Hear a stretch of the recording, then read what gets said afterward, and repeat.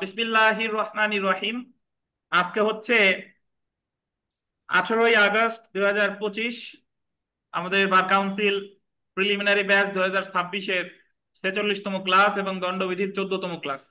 আজকে আমরা আলোচনা করব দণ্ডবিধির 349 ধারা থেকে 359 ধারা পর্যন্ত যে অপরাধ আলোচনা করেছে সেটা হলো, দেখেন, অপরাধমূলক বল প্রয়োগ আর একটা হচ্ছে আক্রমণ।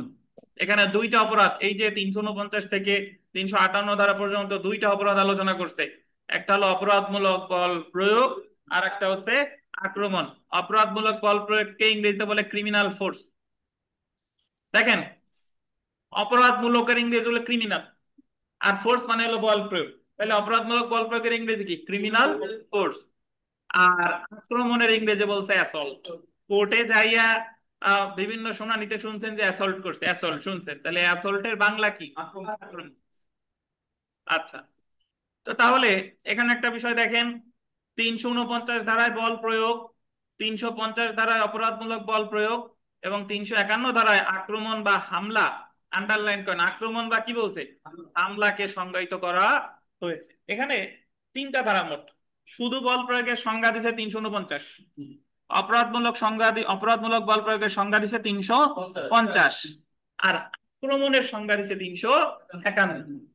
আর 52 থেকে 58 পর্যন্ত এগুলার শাস্তি আলোচনা করছে। 52 থেকে 58 পর্যন্ত হলো কি বলেন, শাস্তি। তা প্রথমে আমরা চলে আসি বল প্রয়োগ বা অপরাধমূলক বল প্রয়োগ। অপরাধমূলক বল প্রয়োগ ধারা 349, বল প্রয়োগ বা ফোর্স। আগে আমার কথা শুনেন, বই দেখাবো পরে, আগে আমার কথা শুনেন। ফোর্সের সংজ্ঞা দিছে, বল প্রয়োগের সংজ্ঞা দিছে যে যদি কোনো ব্যক্তি আর একজন ব্যক্তির গতি পরিবর্তন করে, গতি রোধ করে বা গতিশীল করে, নিজের দেহের মাধ্যমে, কোনো প্রাণীর মাধ্যমে, কোনো বস্তুর মাধ্যমে, তাহলে সেটার বলে বল প্রয়োগ। আমি একটু বুঝাই। ধরেন, হিজবুল সাহেব হোসেন সাহেবের গতি পরিবর্তন করতে, হোসেন সাহেব হেঁটে যাচ্ছিল, হিজবুল সাহেব ধাক্কা দিছে, হোসেন সাহেব আর এক দিক চলে গেছে, তাহলে এটার বলে কি? গতি পরিবর্তন। হোসেন সাহেব গতি, তাহলে হিজবুল সাহেব হোসেনের যদি গতি পরিবর্তন করে অথবা গতিশীল করে, গতিশীল মানে হলো হোসেন সাহেব দাঁড়ানো ছিল, ধাক্কা দিতে, তাহলে উনি কি হয়ে গেল? গতিশীল। অথবা হিজবুল সাহেব যদি হোসেন সাহেবের গতি রোধ করে, হোসেন সাহেব হেঁটে আসতেছিল, হিজবুল সাহেব ওনারে থামাই দিছে যে তুমি এই জায়গা থামো, এটা বলে গতি রোধ। তো এই যে যে গতিশীল করবে, গতি রোধ করবে, গতি পরিবর্তন করবে, হিজবুল সাহেব এটা স্বয়ং ওনার নিজের শরীরের মাধ্যমে করতে পারে, কোন বস্তুর মাধ্যমে করতে পারে। বস্তু ধরেন হকি স্টিক দিয়ে দেখাইলো যে থাম, বস্তুর মাধ্যমে করতে পারে, অথবা কোনো প্রাণীর মাধ্যমে করতে পারে। প্রাণী মানে ওনার কুকুর আছে, কুকুর রেজে দৌড়ানি দিল, কুকুর রেজে ভয় দেখায় থামালো, কুকুর রেজে ভয় দেখাইলে গতি পরিবর্তন করলো। বুঝছেন? এইটারে বলে হচ্ছে বল প্রয়োগ। বল প্রয়োগ। তাহলে যদি কোনো ব্যক্তি আর একজন ব্যক্তির কি করে, গতিশীল করে, গতি পরিবর্তন করে, অথবা কি করে, গতিরোধ করে, কিসের মাধ্যমে? নিজের দেহের মাধ্যমে, কোনো বস্তুর মাধ্যমে, বা কোনো কি প্রাণীর মাধ্যমে, এটারে বলে হচ্ছে বল প্রয়োগ। বুঝছেন? এই বল প্রয়োগের সংজ্ঞা দিছে 300 কত ধারায়, 49 ধারায়। বই পরে দেখেন। এই ইসমাইল কি টাকা, কথা তো শুনেন না। শুধু বল প্রয়োগের সংজ্ঞা প্রদান করেছে 349 ধারায়। শুধু বল প্রয়োগ কোনো অপরাধ না। ওই যে 319-এ শুধু আঘাত কোনো অপরাধ ছিল না, তাহলে শুধু বল প্রয়োগ কোনো অপরাধ না। কারণ আপনি একটা বিষয় দেখেন যে হিজবুল সাহেবের একটা কুকুর আছে, এখন কুকুরটারে উনি, হোসেন সাহেব হেঁটে যাচ্ছিল, কুকুর রে হিজবুল সাহেব কিছু বলে নাই, কিন্তু কুকুরটা শুধু শুধুই হোসেন সাহেব রে ভয় দেখাইছে, হোসেন সাহেব দৌড়ে চলে গেছে। তাহলে এই জায়গায় কিন্তু বল প্রয়োগ হয়েছে, বল প্রয়োগ হয়েছে, কিন্তু এটা অপরাধ না। বল প্রয়োগ কিন্তু হয়েছে কারণ গতিশীল করছে, কিন্তু এটা কি না? অপরাধ না। কেন অপরাধ না? কারণ কাজটা তো হিজবুল সাহেব স্বেচ্ছায় করে নাই, বা কোনো অপরাধ সংগঠনের ইচ্ছায় করে নাই। বুঝছেন? তাহলে শুধু বল প্রয়োগ কোনো অপরাধ না। বল প্রয়োগটা যখন ভলেন্টারিলি বা ইন্টেনশনালি করবে, মানে কোনো ভয় দেখানোর উদ্দেশ্যে করবে, তখন সেই বল প্রয়োগটা হয়ে যাবে ক্রিমিনাল ফোর্স, যেটা সংজ্ঞা দিচ্ছে 350। তাহলে আপনি যদি 349-এর সংজ্ঞা জানেন, আর 349-এর কাজটা যদি ভয় দেখানোর জন্য করে, অপরাধ করার জন্য করে, তাহলে সেটা হয়ে যাবে ক্রিমিনাল ফোর্স। 349-এ শুধু ফোর্স কোনো অপরাধ না, তবে ক্রিমিনাল ফোর্স কিন্তু কি বলেন, অপরাধ। বুঝছেন? তাহলে আমরা তো বই দাগাবো, বাট তার আগে আপনাদের বুঝাই নিলাম যে বল প্রয়োগ একজন ব্যক্তি তার নিজের দেহের মাধ্যমে করতে পারে, বস্তুর মাধ্যমে করতে পারে, প্রাণের মাধ্যমে করে। একজন ব্যক্তি আরেকজন ব্যক্তি কি করে, গতিশীল করে, গতি পরিবর্তন করে বা গতি রোধ করে। এটাই বলছে 349। শুধু বল প্রয়োগ কোনো অপরাধ না। বল প্রয়োগ অপরাধ হবে কখন, যদি অপরাধ সংগঠনের উদ্দেশ্যে ওই কাজগুলো করে, তখন এটা অপরাধ। এটা বলছে 350। বুঝলেন? এবার আমরা বই পড়ি, দেখেন 349 ধারায় বল প্রয়োগকে সংজ্ঞায়িত করা হয়েছে। সাধারণ অর্থে বল প্রয়োগ হলো কোন ব্যক্তির গোল দিবেন সম্মতি ছাড়া, কোন ব্যক্তির সম্মতি ছাড়া বা কোন ব্যক্তির ইচ্ছার বিরুদ্ধে, আন্ডারলাইন করবেন, ইচ্ছার বিরুদ্ধে, পাইছেন, গোল দিবেন তার গতি পরিবর্তন, গতি পরিবর্তন, গোল দিছেন, গোল দিবেন গতিশীল করা, গোল দিবেন গতি রোধ করা। 349 ধারায় কোন ব্যক্তি অপর ব্যক্তির প্রতি গোল দিবেন তিনটি উপায় বল প্রয়োগ করতে পারে। কয়টি উপায়ে? তিনটি। পরীক্ষায় প্রশ্ন আসবে যে বল প্রয়োগ হতে পারে কয়টি উপায়ে? তিনটি উপায়। কি কি দেখেন, তার নিজের দৈহিক শক্তি দিয়ে, কি দিয়ে, দৈহিক শক্তি দিয়ে, দৈহিক শক্তি গোল দেন, দৈহিক শক্তি।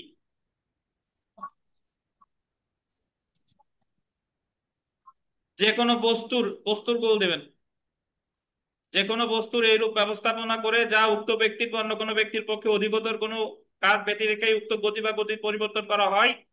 3 নম্বরে দেখেন, কোন প্রাণী চলতে দিয়ে, প্রাণী গোল দেন, কোন প্রাণী চলতে দিয়ে উক্ত ব্যক্তির পরিবর্তন বা চলা হতে বিরত হতে প্রবৃত্ত করে।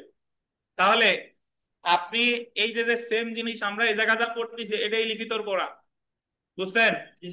যদি পরীক্ষায় প্রশ্ন আসবে যে বল প্রয়োগ কাকে বলে বা অপরাধমূলক বল প্রয়োগ কাকে বলে, আপনি এইভাবে নিজের ভাষায় লিখবেন যে দণ্ডবিধির 349 ধারায় বল প্রয়োগের সংজ্ঞা প্রদান করা হয়েছে। যদি একজন ব্যক্তি আর একজন ব্যক্তির গতিশীল করে, গতি পরিবর্তন করে, গতিরোধ করে, এই গতিশীল, গতিরোধ, গতি পরিবর্তন করে যদি তিনটি উপায়, কি কি, নিজের দৈহিক শক্তির মাধ্যমে, কোন বস্তুর মাধ্যমে বা কোনো প্রাণীর মাধ্যমে, তাকেই বল প্রয়োগ বা ফোর্স বল। বুঝছেন? আচ্ছা, এখন দেখেন, সংক্ষেপে বলা যায় 349 ধারায় তিনটি উপায় বল প্রয়োগ হতে পারে। প্রথমটা দেখেন, গতিশীল করিয়ে, কজ মোশন। মোশন শব্দের অর্থ হলো গতি। মোশন মানে কি, গতি। গতি পরিবর্তন করে, চেঞ্জ অফ মোশন। গতি রোধ করিয়ে, সেসেশন অফ মোশন। ন্যাশন কই বলেন, মোশন। আচ্ছা, বিদু সাহেব কতদিন আসেন নাই, আসবেন কবে রেগুলার? বাদ দেন কে খালি?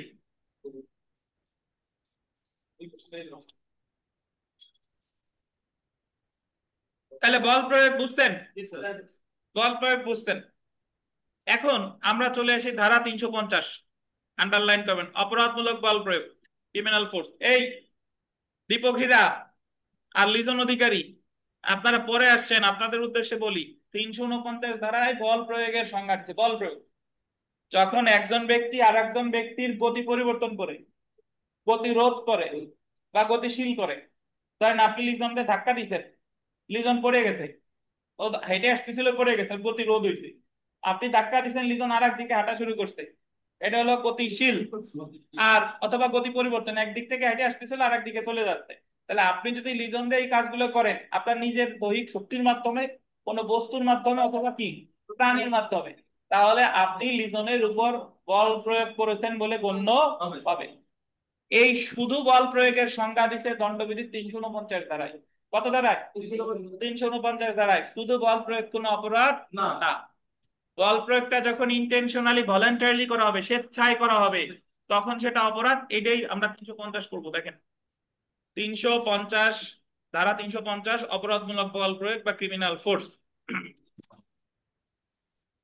কোন ধরনের বল প্রয়োগ বা অপরাধমূলক বল প্রয়োগ হতে পারে তা 350 ধারায় উল্লেখ করা হয়েছে। 350 ধারায় বলা হয়েছে বল প্রয়োগ অপরাধমূলক বল প্রয়োগ হতে পারে যদি কোনো ব্যক্তির প্রতি, গোল দিবেন, স্বেচ্ছামূলক ভাবে বল প্রয়োগ করা হয়। স্বেচ্ছামূলক শব্দটা গোল দেন, কিভাবে বলেন? যদি একজন ব্যক্তি আর একজন ব্যক্তির উপর বল প্রয়োগ করে, কিভাবে? স্বেচ্ছামূলক মানে হলো ভলেন্টারিলি, ইচ্ছাকৃতভাবে। 2 নাম্বার দেখেন, এমন বল প্রয়োগ উক্ত ব্যক্তির, গোল দিবেন, সম্মতি ছাড়া করা হয়। কি ছাড়া? সম্মতি ছাড়া, বুঝেন?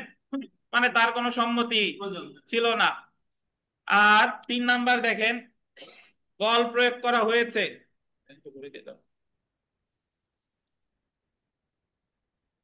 বল প্রয়োগ করা হয়েছে, আন্ডারলাইন করবেন, কোন অপরাধ সংগঠনের জন্য, কোন অপরাধ সংগঠনের জন্য।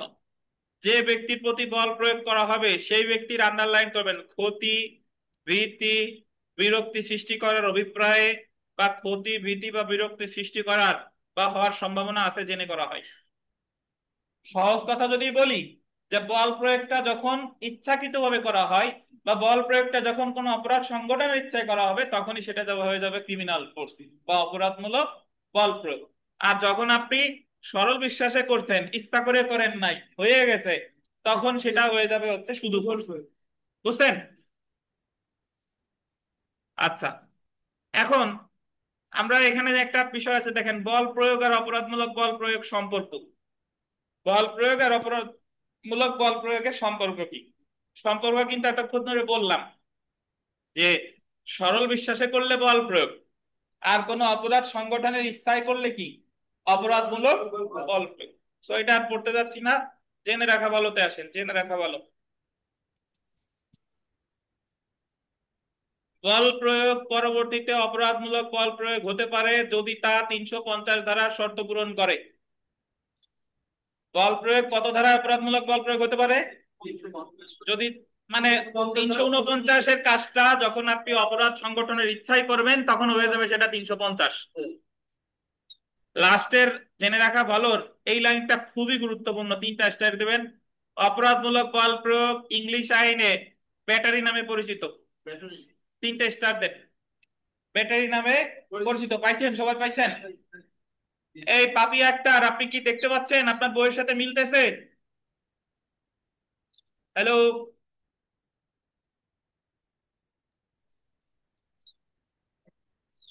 পাপি আক্তার, আপনার বইয়ের সাথে মিলে কিনা? জি স্যার। ওকে, ইলে।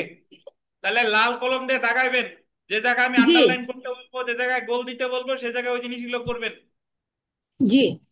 ওকে, তো অপরাধমূলক বল প্রয়োগ ইংলিশ আইনে গোল দিবেন, ব্যাটারি নামে পরিচিত। কি নাম? ব্যাটারি। ব্যাটারি। এখন এই ব্যাটারি মানে আপনারা মোবাইলের ব্যাটারি না, রিমোটের ব্যাটারি না। আর ইংলিশ আইন মানে হলো ইংল্যান্ডের আইনে যে নামে পরিচিত। আমরা দণ্ডবিধিতে 3টা অপরাধ আছে, এই 3টা অপরাধে ইংলিশ আইনে এক একটা নামে পরিচিত। 2টা অলরেডি আমরা পেয়ে গেছি। মিথ্যা সাক্ষ্য দান বলে পারজুরি, পড়ছিলাম কিনা মনে আছে? মিথ্যা সাক্ষ্য দান ইংলিশ আইনে বলে পারজুরি, আর অপরাধমূলক বল প্রয়োগে ইংলিশ আইনে বলে ব্যাটারি। বুঝছেন? তা যদি আপনারে বলে যে দণ্ডবিধির কত ধারায় ব্যাটারির সংজ্ঞা দেওয়া হয়েছে, 349 না 50? 350। 350। নির্মলের একটু আসছে কেউ? হ্যাঁ, বুঝছেন? এখন আমরা চলে এসেছি 351 ধারা, অ্যাসল্ট বা আক্রমণ। অ্যাসল্ট বা আক্রমণ, এর পাশে অবলিক দিয়ে লেখেন শারীরিক আঘাত, অবলিক দিয়ে লেখেন শারীরিক আঘাত।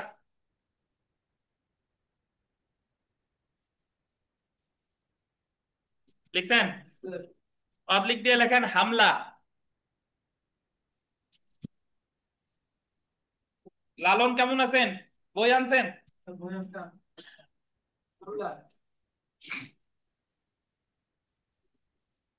তাহলে অ্যাসল্টে বাংলা কিন্তু অনেকগুলা ভাই। অ্যাসল্টে আক্রমণ বলে, অ্যাসল্টে শারীরিক আঘাত বলে, অ্যাসল্টে হামলা বলে, বাট ইংরেজিতে কি বলে? অ্যাসল্ট। এখন লিখেন পরে, মানে বই থেকে নজর দেন, পরে আগে আমার কথা শুনেন। অ্যাসল্ট আসলে কারে বলে? নাম শারীরিক আঘাত, বাট অ্যাকচুয়ালি শারীরিক আঘাত হয় নাই। কিভাবে? আপনি ক্রিমিনাল ফোর্সের অ্যাটেম্প্ট নিছেন, উদ্যোগ নিছেন, ক্রিমিনাল ফোর্সের সম্ভাবনা তৈরি করছেন, এটারে বলে অ্যাসল্ট। আমি হিজবুল সাহেব হোসেনকে বলতেছে যে তুমি এই কাজ করো, নাইলে তোমার নাকে ঘুষি দিয়ে রক্ত বের করে দেবানি। উনি এখনো নাকে ঘুষি যদি দিয়ে দিত তাহলে হয়ে যেত ক্রিমিনাল ফোর্স।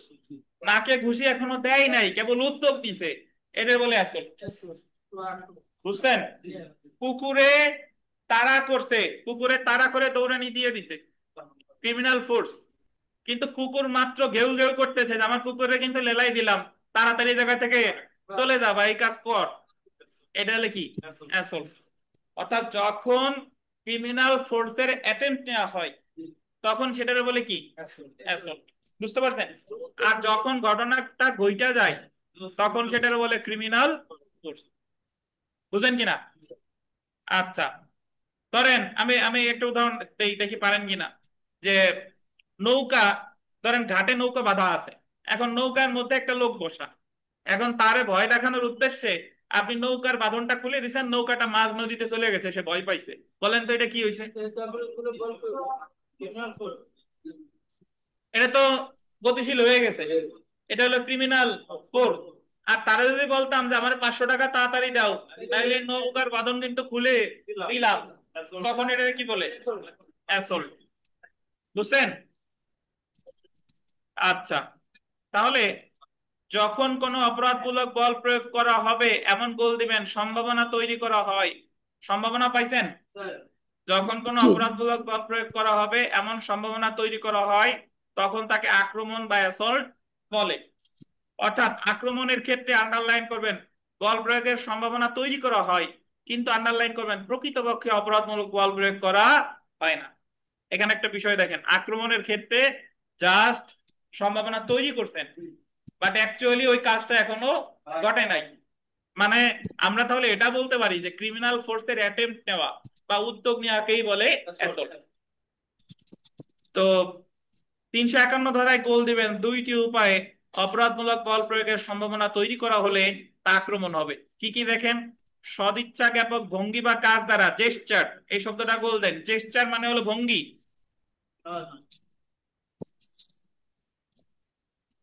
আর একটা হচ্ছে দেখেন প্রস্তুতি বা প্রিপারেশন, যেমন হুমকি দেওয়া, অন্যের দিকে গুলি ভর্তি পিস্তল দেখানো ইত্যাদি আক্রমণ হতে পারে। কি কি দেওয়া? হুমকি দেওয়া বা অন্যের দিকে গুলি ভর্তি পিস্তল দেখানো ইত্যাদি কি হতে পারে? আক্রমণ হতে পারে। জেনে রাখা ভালো, আপনাদের পুরাতন বইতে নেই, পুরাতন বইতে একটা প্রশ্নের ভিতরে আছে, বাট আমি লেখাই দিছিলাম শুধুমাত্র মুখের কথা আক্রমণ মর্মে গণ্য হয় না। যাদের বইতে নাই তারা একটু লিখে নিতে পারেন, শুধুমাত্র মুখের কথা আক্রমণ বলে গণ্য হবে না। এই কথাটা বলেছে ধারা 351। তিনটে স্টার দেন। Mere words do not amount to an assault.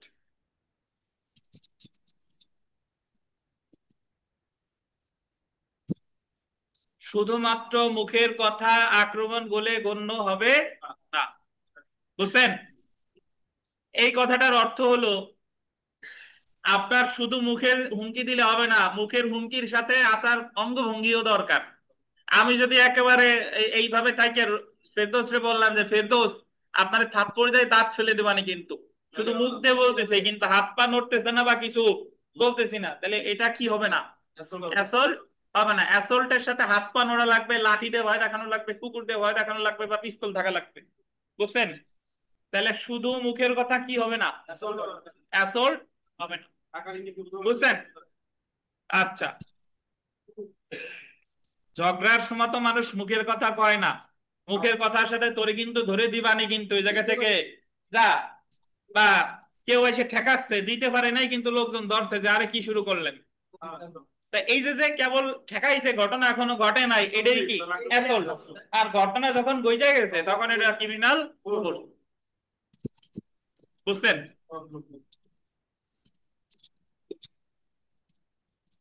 আমরা এখানে একটা প্রশ্ন এসেছিল 2022 সালে, একটু পড়ি।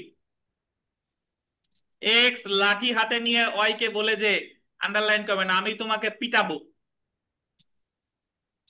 এর দ্বারা এক্স এর কৃত অপরাধ কি? কি হবে জানেন? পিটাবো। এখনো কি পিটাইছে? এটা হবে আক্রমণ। আর যদি পিটায় ফেলতো তখন হয়ে যেত কি? Criminal force. বুঝেন নাই?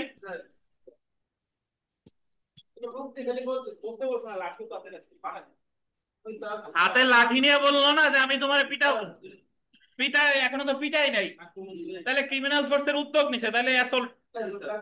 আর যদি পিটানো বাড়ি একটা দিয়ে ফেলতো, তখন এটা ক্রিমিনাল ফোর্স। বুঝছেন? আচ্ছা, এখন অ্যাসল্ট এবং অপরাধমূলক বল প্রয়োগের মধ্যে পার্থক্য, এটা তিনটে স্টার দেন, আপনারা বাসায় বসে পড়ে নিবেন, বাট আমি একটু আপনাদের পার্থক্য বলে দিই। আমি এখন থেকেই আপনারা পার্থক্য লেখা শিখবেন। কি কি পার্থক্য আছে আমি আপনাদের সাথে মিলাই, দেখেন। যে যখন একজন ব্যক্তি আরেকজন ব্যক্তির গতি পরিবর্তন করে, গতিশীল করে, গতিরোধ করে কোনো অপরাধ সংগঠনের উদ্দেশ্যে তার নিজের শক্তির মাধ্যমে, কোনো বস্তুর মাধ্যমে, কোনো প্রাণীর মাধ্যমে, তারে বলে ক্রিমিনাল ফোর্স। আর যখন ক্রিমিনাল ফোর্সের উদ্যোগ নেওয়া হয়, তখন তারে বলা হয় অ্যাসল্ট। তাহলে এটার সংজ্ঞা গেল, এটার সংজ্ঞা গেল।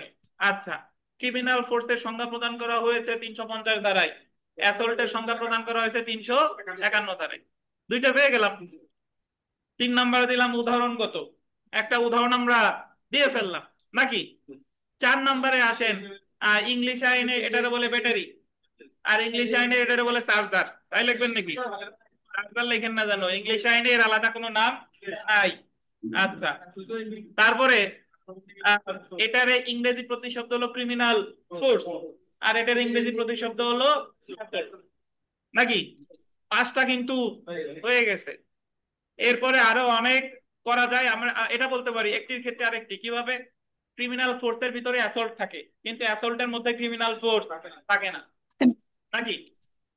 আর বলে যেতে পারে, বলতে পারি যে কোনো ঘটনা ঘটে গেলেই ক্রিমিনাল ফোর্স, আর যখন ঘটে নাই তখন হচ্ছে কি অ্যাসল্ট। এই তো 7টা হয়ে গেছে। সো আপনি এখন থেকে আহ যে কোনো জিনিস দণ্ডবিধির একটার সাথে আরেকটা পড়লে এই পার্থক্যগুলো এখন থেকে করা শিখবেন। লিখিত পরীক্ষায় পার্থক্য আসে আসে এবং আসে, বুঝতে পারছেন?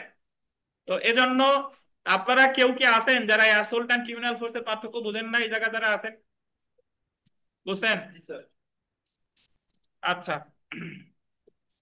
আমরা চলে আসি জেনে রাখা ভালো। দেখেন,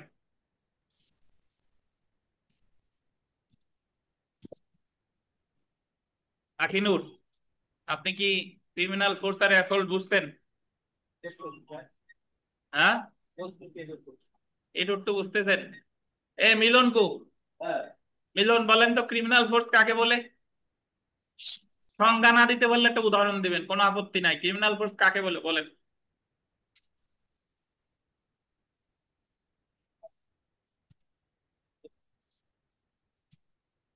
আরিফ সাহেবরে কল্পনা করবেন, আরিফ সাহেবরে জিজ্ঞেস করলে জীবনে কোনোদিন কি বলছে যে স্যার আমি এটা পারি না? সে গ্যাঙ্গায় গুঙ্গোয় 2 মিনিট আগে পার করছে। ও criminal force, criminal force, criminal force, criminal force, এই করতে করতে 2 মিনিট শেষ। ঠিক আছে, তারপরে সে ভুল হোক সঠিক হোক একটা বলছে। তো ক্রিমিনাল ফোর্স কাকে বলে? মিলন বলেন।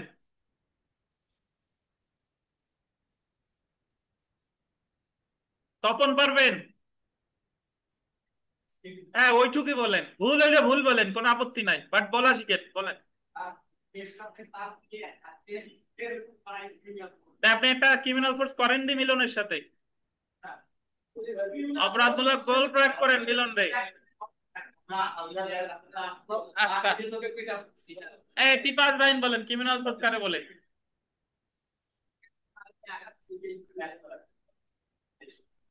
কিরকম একটা উদাহরণ দেন।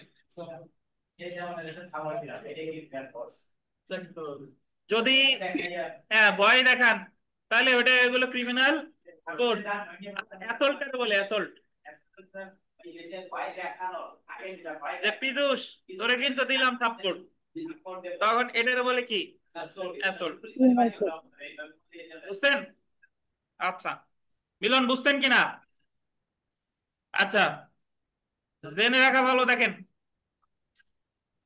অপরাধমূলক বল প্রয়োগ এবং আক্রমণের জন্য পৃথক কোনো শাস্তি বিধান দণ্ডবিধিতে নেই। মানে এই দুইটা অপরাধ পৃথক পৃথক, বাট শাস্তি একই সাথে আলোচনা করছে। এটার দুইটার অপরাধের শাস্তি আলাদা আলাদা বলা নেই। অর্থাৎ আক্রমণের জন্য 2 বছরের শাস্তি এমন কোনো বিধান দণ্ডবিধিতে নেই। মূলত 352 ধারা থেকে 358 ধারা পর্যন্ত অপরাধমূলক বল প্রয়োগ বা আক্রমণ কি কারণে করা হয়েছে সেটার উপর ভিত্তি করে শাস্তির বিধান আছে। প্রথমে আমরা চলে আসি ধারা 352 ধারায় চলে আসেন, আন্ডারলাইন করবেন, গুরুতর উত্তেজনা ছাড়া আক্রমণ এবং আছে না, এবং এবং কেটে বা লেখেন বা, হ্যাঁ এবং কেটে বা লেখেন বা।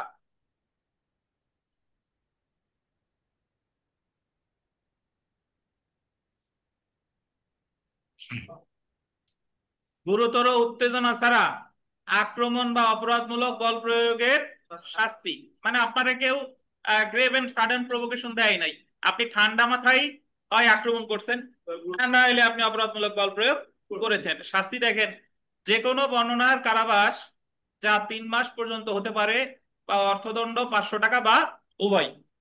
তাহলে এই 3 মাস কিন্তু আপনার সশ্রম না, কি সশ্রম হতে পারে, বিনাশ্রম হতে পারে, যে কোনো বর্ণনার বলছে না।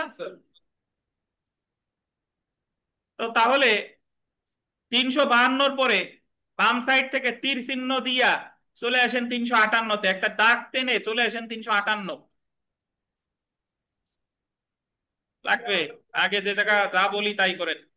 352 থেকে একটা তীর চিহ্ন দিয়ে নিয়ে আসবেন কততে? 358-তে। পাইছেন?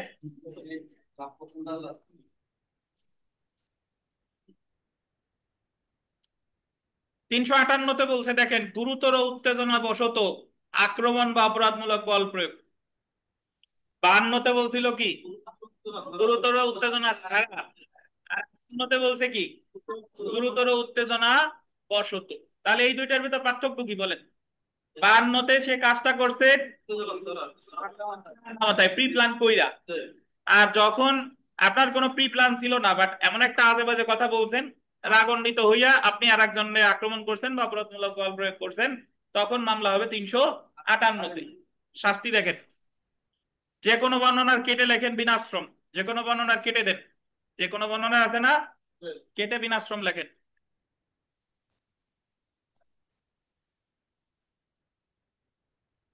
যা 1 মাস পর্যন্ত হতে পারে বা অর্থদণ্ড যা 200 টাকা পর্যন্ত হতে পারে বা উভয়। বুঝছেন? তাহলে গুরুতর উত্তেজনা বশত যদি কেউ কাউকে আক্রমণ বা অপরাধমূলক বল প্রয়োগ করে, তাহলে সাজা কিন্তু বিনাশ্রম 1 মাস বা 200 টাকা। আর উত্তেজনা ছাড়া করলে যে কোনো বর্ণনা 3 মাস বা 500 টাকা বা উভয়। বুঝছেন? তাহলে ফেরদৌস বলেন তো 352 আর 358-র মধ্যে পার্থক্য কি ভাই? 352 হচ্ছে গুরুতর উত্তেজনা ছাড়া পূর্ব পরিকল্পনা অনুযায়ী অপরাধটা করছে, সেই অপরাধের শাস্তি হচ্ছে 3 মাস কারাদণ্ড, যে কোনো বড় কারাদণ্ড এবং 500 টাকা বা 500 টাকা অর্থদণ্ড বা উভয় দণ্ড। জি। আর 358 হচ্ছে গুরুতর উত্তেজনা সহ যে অপরাধটা করছে সেটা হঠাৎ করে অপরাধটা করছে, এটার শাস্তি হচ্ছে বিনাশ্রম 1 মাস কারাদণ্ড বা 200 টাকা অর্থদণ্ড বা উভয়। 353-তে চলে আসেন। 353,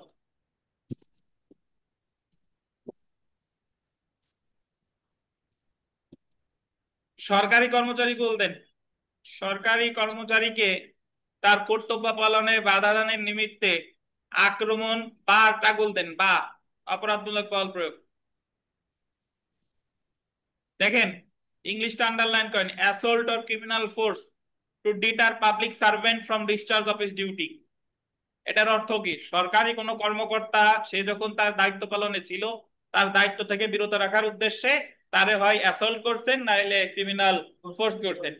পুলিশ অফিসার গ্রেফতার করতে গেছিল, তারে ঠেলা দিয়ে দৌড় দিয়ে চলে গেছেন, তাহলে ঠেলা যখন দিয়ে ফেলছেন হয়ে গেছে ক্রিমিনাল ফোর্স, তো মামলা হবে 353 ধারায়। কত ধারায়? 353 ধারায়। সাজা দেখেন, যে কোনো বর্ণনার কারাদণ্ড যা 3 বছর পর্যন্ত হতে পারে বা অর্থদণ্ড বা উভয়। পাইছেন? তো এরকম একটা ধারা আমরা পড়ছিলাম 332 ধারায়, সরকারি কর্মকর্তাকে তার দায়িত্ব থেকে বিরত রাখার উদ্দেশ্যে স্বেচ্ছায় আঘাত, 3 বছর সাজা ছিল। আর সরকারি কর্মকর্তাকে তার দায়িত্ব থেকে বিরত রাখার উদ্দেশ্যে স্বেচ্ছায় গুরুতর আঘাত 333-এ ওই জায়গা ছিল কত? 10 বছর। মনে আছে? তাহলে 353-তে জাস্ট করছে অ্যাসল্ট আর ক্রিমিনাল ফোর্স, আর 32-এ করছিল স্বেচ্ছায় আঘাত। 354 দেখেন, ধারা 354, কোন নারীর শালীনতা নষ্ট করার উদ্দেশ্যে আউটরেস মডেস্টি মানে হলো শালীনতা নষ্ট করা, তাকে আক্রমণ করে বা করে দেন, বা আক্রমণ বা অপরাধমূলক বল প্রয়োগ। নারীর শালীনতা নষ্ট করার উদ্দেশ্য মানে হলো আপনি নারীর সাথে এমন কোন কাজ করছেন যাতে তার শালীনতা নষ্ট হতে পারেন। বইয়ের উদাহরণ আছে এরকম যে একজন মহিলা নেকাব পরে যাচ্ছে, আপনি টান দিয়ে তার মুখের নেকাব খুলে ফেলছেন, তাহলে এটা ক্রিমিনাল ফোর্স হয়ে গেছে, ক্রিমিনাল ফোর্স। এই ক্ষেত্রে মামলা হবে 354 ধারায়। দেখেন, যে কোনো বর্ণনার কারাদণ্ড যা 2 বছর পর্যন্ত হতে পারে, বা অর্থদণ্ড বা উভয়। তো সরকারি কর্মকর্তা হইলে কত? 353। কত বছর? 3 বছর। আর outrage modesty of a women, কোন নারীর শালীনতা নষ্ট হয়ে, এটা 354 তো কয় বছর? 2 বছর। বুঝছেন? আর বাকি ধারা পড়া লাগবে না, 55, 56, 57 আপনাদের জন্য ডিসকাউন্ট। আর যার মন চাই সে পড়বেন, বাট আমার রিকমেন্ডেশন পড়া লাগবে না। তো তাহলে এই জায়গায় আমরা কি কি পড়লাম দেখেন। এই জায়গায় আমরা প্রথমে পড়ছি ফোর্সের সংজ্ঞা দিছে 349, ক্রিমিনাল ফোর্স 350, অ্যাসল্ট 351, অ্যাসল্ট আর criminal force grave and sudden provocation ছাড়া করলে 352 তে সাজা 3 মাস 500 বা উভয়। আর এই কাজগুলো যদি গুরুতর উত্তেজিত হয়ে করে 358 তে বিনাশ্রম 1 মাস বা 200 বা উভয়। সরকারি কর্মকর্তাকে তার দায়িত্ব থেকে বিরত রাখার উদ্দেশ্যে যদি অ্যাসল্ট আর ক্রিমিনাল ফোর্স করে, তাহলে সাজা কত? 3 বছর বা অর্থদণ্ড বা উভয়। আর 354-তে বলছে কোন নারীর শালীনতা নষ্টের উদ্দেশ্যে যদি তাকে আক্রমণ করে অথবা ক্রিমিনাল ফোর্স করে, তাহলে সাজা কত? 2 বছর। এই তো।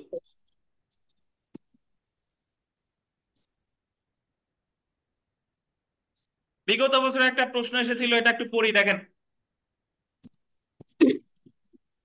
Assault or criminal force to deter public servant from discharge of his duty, মানে সরকারি কর্মকর্তাকে তার দায়িত্ব থেকে বিরত রাখার উদ্দেশ্যে আক্রমণ অথবা অপরাধমূলক বল প্রয়োগ করা কত ধারায় শাস্তিযোগ্য বলেন? 53-তে। সাজা কত বছর? 3 বছর সশ্রম বা বিনাশ্রম কারাদণ্ড বা অর্থদণ্ড বা উভয়। 3টে স্টার দেন।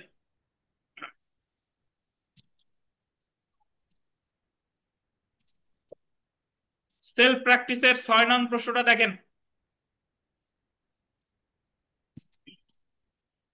দণ্ডবিধির 349 ধারায় কয়টি উপায়ে গতিশীল করা, গতি পরিবর্তন করা, গতিরোধ করাকে বল প্রয়োগ হিসেবে উল্লেখ করা হয়েছে? কয়টি উপায়?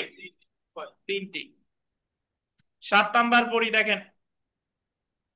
এ বি এর সম্মতি ছাড়াই একটি কুকুরকে বি এর প্রতি ঝাঁপিয়ে পড়ার জন্য লেলিয়ে দেয়, যে যা বাবা ঝাঁপিয়ে পড়। এক্ষেত্রে এ যদি বি কে ক্ষতি, ভীতি প্রদর্শন বা বিরক্ত করার ইচ্ছা থাকে, তাহলে এর অপরাধ কি বলেন? অপরাধমূলক বল প্রয়োগ করা। আতঙ্কটা দেখেন। জেড একটি পালকিতে ভ্রমণ করছে, পালকিতে। এ দস্যুতা করার জন্য জেড এর পালকির খুঁটি ধরে এবং পালকি থামিয়ে ফেলে, গতিরোধ করছে দৈহিক শক্তির মাধ্যমে। দণ্ডবিধির কত ধারায় সংজ্ঞায়িত শব্দটা বলতেন? সংজ্ঞায়িত 350। আর যদি বলতো শাস্তিযোগ্য, তাইলে হতো 4, 352। বুঝছেন? এই স্মৃতি বুঝতেছেন তো? কোনটা বোঝেন নাই? পালকি তো চলতেছিল, তো খুঁটি ধরে পালকি থামাই দিছে, মানে দৈহিক শক্তি দ্বারা গতিশীল বস্তুরে কি গতিরোধ করছে। কিসের উদ্দেশ্যে? একটা অপরাধ সংগঠনের উদ্দেশ্যে। তাহলে এই জায়গা কি করছে? Criminal force. আর বলছে যে কোন ধারায় সংজ্ঞায়িত? ক্রিমিনাল ফোর্সের সংজ্ঞা দিছে কত ধারায়? 350।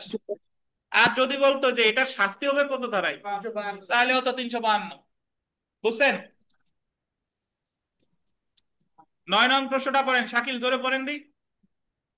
কোন নদীতে নোঙর করা একটি নৌকায় বসে রয়েছে, জেড নোঙরের বাঁধন খুলে দেয় আপনার লাইন করেন, নোঙরের বাঁধন খুলে দেয় এবং ইচ্ছাকৃতভাবে স্রোতের অনুকূলে ভাসিয়ে দেয় এবং উক্ত কাজের ফলে এ এর জেড এর মনে।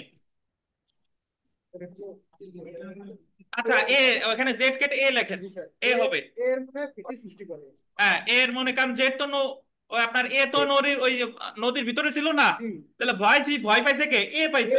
এ জায়গা ভুল আছে, এ লেখেন, এর মনে ভীতি সৃষ্টি হয়, এর অপরাধ এর অপরাধ। এ জায়গা উত্তর মানে লিখবে যে জেড এর অপরাধ কি, জাস্ট অক্ষর দুইটা উল্টে গেছে, জি আসবে কি জেড এর অপরাধ অপরাধ কি। জেড এর অপরাধ কি বলে? তার অপরাধমূলক বল প্রয়োগ। অপরাধমূলক বল প্রয়োগ করা। জি বল প্রয়োগ। অপরাধমূলক বল প্রয়োগ। হ্যাঁ হ্যাঁ, ঘ হবে, ঘ। 10 নাম্বার দেখেন, এ ইচ্ছাকৃত ভাবে কোন নারীর নেকাব বা মুখাবরণ ভেইল খুলে দেয়, এ জানতো যে উক্ত নারী মুখাবরণ খুলে দিলে সে বিরক্ত হবে, এই ক্ষেত্রে এর অপরাধ কি? অপরাধমূলক বল প্রয়োগ করা। আর যদি বলতো যে মুখাবরণ খুলে দিব কিন্তু, তাহলে আক্রমণ বা assault। বুঝছেন? অপরাধ করেছেন স্যার। 12 নং প্রশ্নটা দেখেন, 12 নম্বর পড়ি দেখেন, এ তার মুষ্টি জেড এর দিকে এই উদ্দেশ্যে বা জেনে আন্দোলিত করে যে এ জেড কে বিশ্বাস করায় যে এ জেড কে আঘাত করার উদ্যোগ নিয়েছে। আন্ডারলাইন করেন, আঘাত করার কি নিয়েছে? উদ্যোগ। এর অপরাধ কি বলেন? উদ্যোগ নিলে কি হয়? আক্রমণ বা অ্যাসল্ট।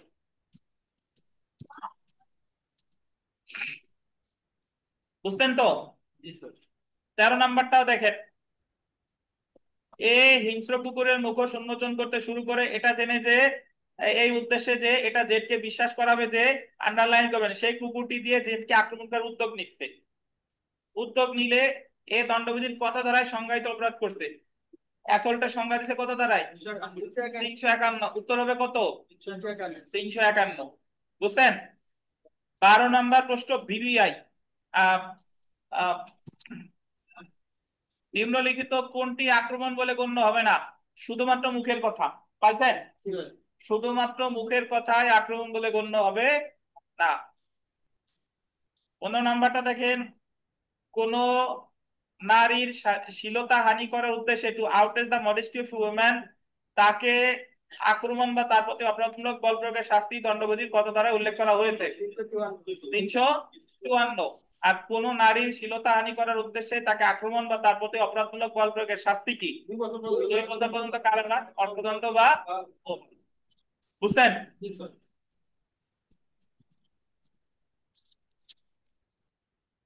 আচ্ছা, আমরা নামাজ পড়ে আসবো, নামাজের বিরতি, এরপরে আবার মনুষ্যহরণ বা অপহরণ এটা শুরু করব।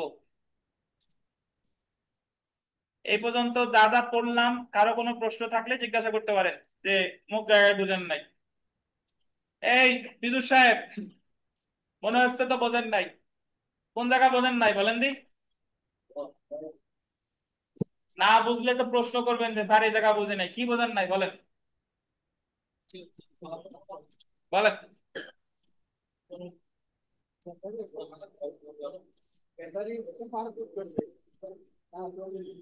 দিনেশের একটা কাহিনী শুনেন।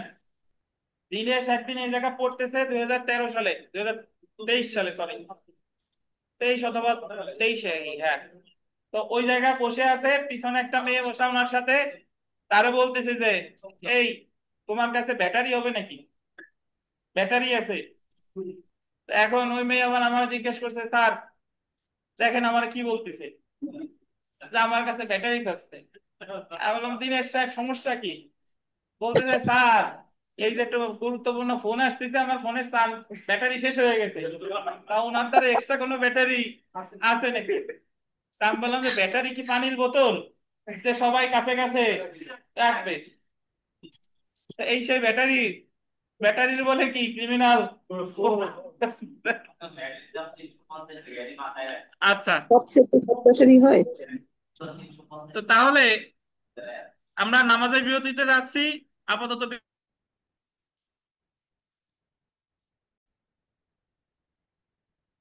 তো আমরা পড়া শুরু করে দেখেন, এখন আমরা যেটা পড়বো, মনুষ্যহরণ বা অপহরণ এবং জোরপূর্বক অপহরণ, kidnapping and abduction. Kidnapping and abduction, এই যে যে অধ্যায়টা এখানে লেখছে 359 থেকে 474, অ্যাকচুয়ালি হবে 374। একটু লিখে নেন, 359 থেকে কত বলেন? 374, যে বাম সাইডে 359 থেকে 374 পাইছেন? আচ্ছা, তো আমরা প্রথমেই চলে আসি, এই জায়গায় যে আলোচনা আছে এটা পড়তেছি না, সরাসরি চলে আসেন ধারা 359। 359 মনুষ্য হরণ বা কিডন্যাপিং, এর পাশে লিখে রাখেন অপহরণ। অপহরণ, মনুষ্য হরণ, অপহরণ একই কথা, বুঝতে পারতেছেন? ইংরেজিতে কি বলে বলেন? কিডন্যাপিং। তো একটু পড়ি যে 359 ধারায় বলা হয়েছে অপহরণ, গোল দিবেন, অপহরণ দুই প্রকার, আন্ডারলাইন করবেন, বাংলাদেশ হতে অপহরণ, এবং আন্ডারলাইন করবেন আইনানুগ অভিভাবক হতে অপহরণ। তাহলে যদি পরীক্ষায় প্রশ্ন আসে যে অপহরণ কত প্রকার, দুই প্রকার, একটা হলো বাংলাদেশ থেকে অপহরণ, আর একটা হচ্ছে আইনানুগ অভিভাবক হতে অপহরণ, বুঝছেন? হ্যাঁ, সুতরাং 359 ধারা অনুযায়ী কিডন্যাপিং বা মনুষ্যহরণ দুই প্রকার। এক নাম্বার দেখেন বাংলাদেশ থেকে অপহরণ, কিডন্যাপিং ফ্রম বাংলাদেশ, ডান পাশে লেখেন ধারা 360। হ্যাঁ, 360, বাংলাদেশ থেকে মনুষ্যহরণ ধারা 360, এটা হচ্ছে 360, ঠিক আছে? আর আইনানুগ অভিভাবকত্ব হতে মনুষ্যহরণ, kidnapping from lawful guardianship, lawful guardianship মানে হলো আইনানুগ অভিভাবকত্ব হতে অপহরণ, এটা আছে কততে? 361। বুঝছেন? আচ্ছা, এখন আমরা একটু চলে আসি যে তাহলে এতটুকু পড়ে যা বুঝতে পারলাম যে কিডন্যাপিং কয় প্রকার, দুই প্রকার, কত ধারায় বলেছে? 359। আর দুই প্রকার মধ্যে এক প্রকার হচ্ছে বাংলাদেশ থেকে অপহরণ, 360, আর আইনানুগ অভিভাবক হতে 361।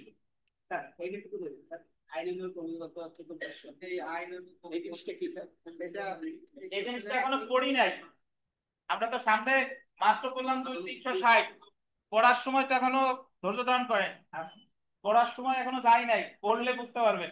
জাস্ট বুঝাইলাম যে কিডন্যাপিং কি, এটাও এখনো বুঝাইনি, জাস্ট এই জায়গায় ধারায় কি আছে সেটা আলোচনা করলাম। আচ্ছা, এখন আমরা চলে আসি বিগত বছরের প্রশ্ন। বিগত বছরের প্রশ্ন দেখেন, দ্য পেনাল কোড 1860 অনুসারে মনুষ্যহরণ কত প্রকার? দুই প্রকার। দণ্ডবিধি অনুসারে মনুষ্যহরণ গোল দেবেন পাচার, এটার আর এক নাম হচ্ছে পাচার। মনুষ্যহরণ বা পাচার কত প্রকার? দুই প্রকার। আচ্ছা, এখন ভাই কিডন্যাপিং আসলে কার বলে? আমি জাস্ট আপনাদের এই বইয়ে যা আছে সে ততটুকু পড়াইলাম। কিডন্যাপিং আসলে যখন আমরা ছোটবেলা শুনছি যে ভয় দিছে বাবা মা বা অভিভাবকরা যে ছেলে ধরা হয়েছে, লজেন্স খাবা না বা এ খাবা না, অপরিচিত কাউরে কিছু দিবা, খেলে খাবা, দিলে খাবা না, এ কিন্তু ধরে নিয়ে যাবে। তাই এই যে যে অপহরণ কথাটার অর্থ কি, এই জায়গায় বলতেছে যে বাংলাদেশ থেকে অপহরণ আসলে জিনিসটা কি। বাংলাদেশ থেকে অপহরণ, আগে আমার কথা শুনেন, বই কেউ তাকাবেন না। বাংলাদেশ থেকে অপহরণ বলছে যে যার বয়স ছেলে হইলে 14 বছরের বেশি, আর যা মেয়ে হইলে 16 বছরের বেশি, এ হলো সাবালক। এই এই ধারার অর্থ অনুসারে সাবালক ছেলে হইলে কয় বছরের বেশি? 14 বছরের বেশি, আর মেয়ে হইলে 16 বছরের বেশি। 14 বছরের বেশি কোনো নাবালক মানে সাবালক ব্যক্তি, সে ছেলে যদি হয়, আর মেয়ে হলে 16 বছরের বেশি, এরকম কাউরে আপনি বাংলাদেশ থেকে বাংলাদেশের বাইরে নিয়ে গেছেন তার সম্মতি ছাড়া, তার সম্মতি ছাড়া, তাহলে আপনি বাংলাদেশ থেকে কিডন্যাপ করেছেন বলে গণ্য হবে। বুঝছেন? আর যদি ছেলে হইলে 14 বছরের কম হয়, মেয়ে হইলে 16 বছরের কম হয়, তার সম্মতি থাক বা থাক, তারে যদি বাংলাদেশের বাইরে নিয়ে যান সেটাও বাংলাদেশ থেকে কিডন্যাপ। বুঝছেন? তাহলে প্রাপ্তবয়স্ক হইলে নিতে হবে তার সম্মতি ছাড়া, সম্মতি ছাড়া। সম্মতি নিয়ে গেলে আমি যদি শাকিলকে বলি শাকিল চলেন আমার সাথে ভারত চলেন, শাকিল সম্মতি দিছে, উনার বয়স 14 বছরের বেশি, তাহলে এই জায়গায় আমি কিডন্যাপ করি নাই। বুঝছেন? কিন্তু শাকিলের বয়স 14 বছরের বেশি, শাকিলের সম্মতি ছাড়া জোরপূর্বক ওনার আমি ভারত নিয়ে গেছি, আমি বাংলাদেশ থেকে কিডন্যাপ করছি। আর শাকিলের বয়স যদি 14 বছরের কম হতো, তাহলে ওনার সম্মতি আছে বা নাই এটা অপ্রাসঙ্গিক। 14 বছরের কম বয়স্ক ছেলে, 16 বছরের কম বয়স্ক মেয়ের সম্মতির কোনো মূল্য নাই। তাহলে তার সম্মতি থাক বা না থাক, আমি যদি বাংলাদেশের বাইরে নিয়ে যাই এটাও বাংলাদেশ থেকে কিডন্যাপ।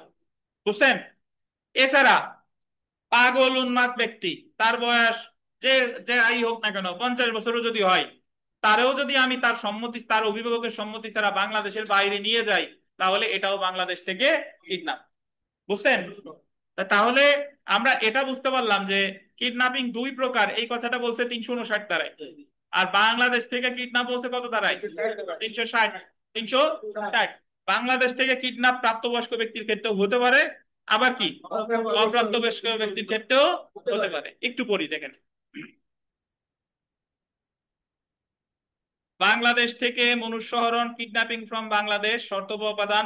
বাংলাদেশ থেকে মনুষ্যহরণ বলে গণ্য হবে যে ব্যক্তি, আন্ডারলাইন করবেন, সম্মতি দেওয়ার যোগ্য, তার সম্মতি ছাড়া বাংলাদেশের সীমানার বাইরে নিয়ে যাওয়া বলে। সম্মতি দেওয়ার যোগ্য আমরা কেমনে বুঝবো? 14 বছরের বেশি। ছেলে হলে কয় বছর বেশি? 14 14 বছরের বেশি। মেয়ে হলে কয় বছর বেশি? 16 বছরের বেশি। তার মানে তার সম্মতি দেওয়ার যোগ্যতা আছে। যে ব্যক্তি, আচ্ছা, যে ব্যক্তি সম্মতি দেওয়ার যোগ্য গোল দিবেন, তার সম্মতি ছাড়া, এই শব্দটা গোল দেন, তার সম্মতি ছাড়া। 2 নম্বর পয়েন্টে দেখেন, যে ব্যক্তির সম্মতি দেওয়ার অযোগ্য, আন্ডারলাইন করবেন, অযোগ্য। যেমন নাবালক, অপকৃতস্থ, মাইনর আর আনসাউন্ড মাইন্ড, তার পক্ষে আন্ডারলাইন করবেন আইনগত ব্যক্তির সম্মতি ছাড়া। নাবালকের তো সম্মতি দেওয়ার কোনো যোগ্যতা নাই। আর এই জায়গায় নাবালক বলতে বোঝানো হচ্ছে ছেলে হইলে 14 বছরের কম, মেয়ে হইলে 16 বছরের কম। তাহলে নাবালকের অভিভাবকের সম্মতি ছাড়া যদি তাকে বাংলাদেশের সীমানার বাইরে নিয়ে যাওয়া হয়। 3 নম্বর পয়েন্টে দেখেন, এমনকি কোন নাবালক বা অপরিচিতস্থ ব্যক্তির সম্মতি নিয়েও, আন্ডারলাইন পয়েন্ট, কি বলেন? সম্মতি নিয়েও আইনত অভিভাবক ছাড়া অন্য কোনো ব্যক্তি যদি তাকে বাংলাদেশের বাইরে নিয়ে যাওয়া হয়, তাহলে থেকে বাংলাদেশ থেকে মনুষ্যহরণ বলে গণ্য হবে। এই জায়গায় দুইটা কথা, প্রাপ্তবয়স্ক হইলে তার সম্মতি ছাড়া নিয়ে গেছেন, আর অপ্রাপ্তবয়স্ক হইলে তার অভিভাবকের সম্মতি ছাড়া নিয়ে গেছেন। কোথায় নিয়ে গেছেন? বাংলাদেশের বাইরে। বুঝছেন? পিজুর সাহেব বলেন তো, আকিনুর রে জোর করে আমি ইংল্যান্ড নিয়ে গেছি, আমার অপরাধ হয়েছে কিনা? কি হয়েছে? বাংলাদেশ থেকে অপহরণ, বাংলাদেশ থেকে অপহরণ। আর আকিনুর যদি সম্মতি দেয় যে আমি যাব, অপরাধ হয়েছে?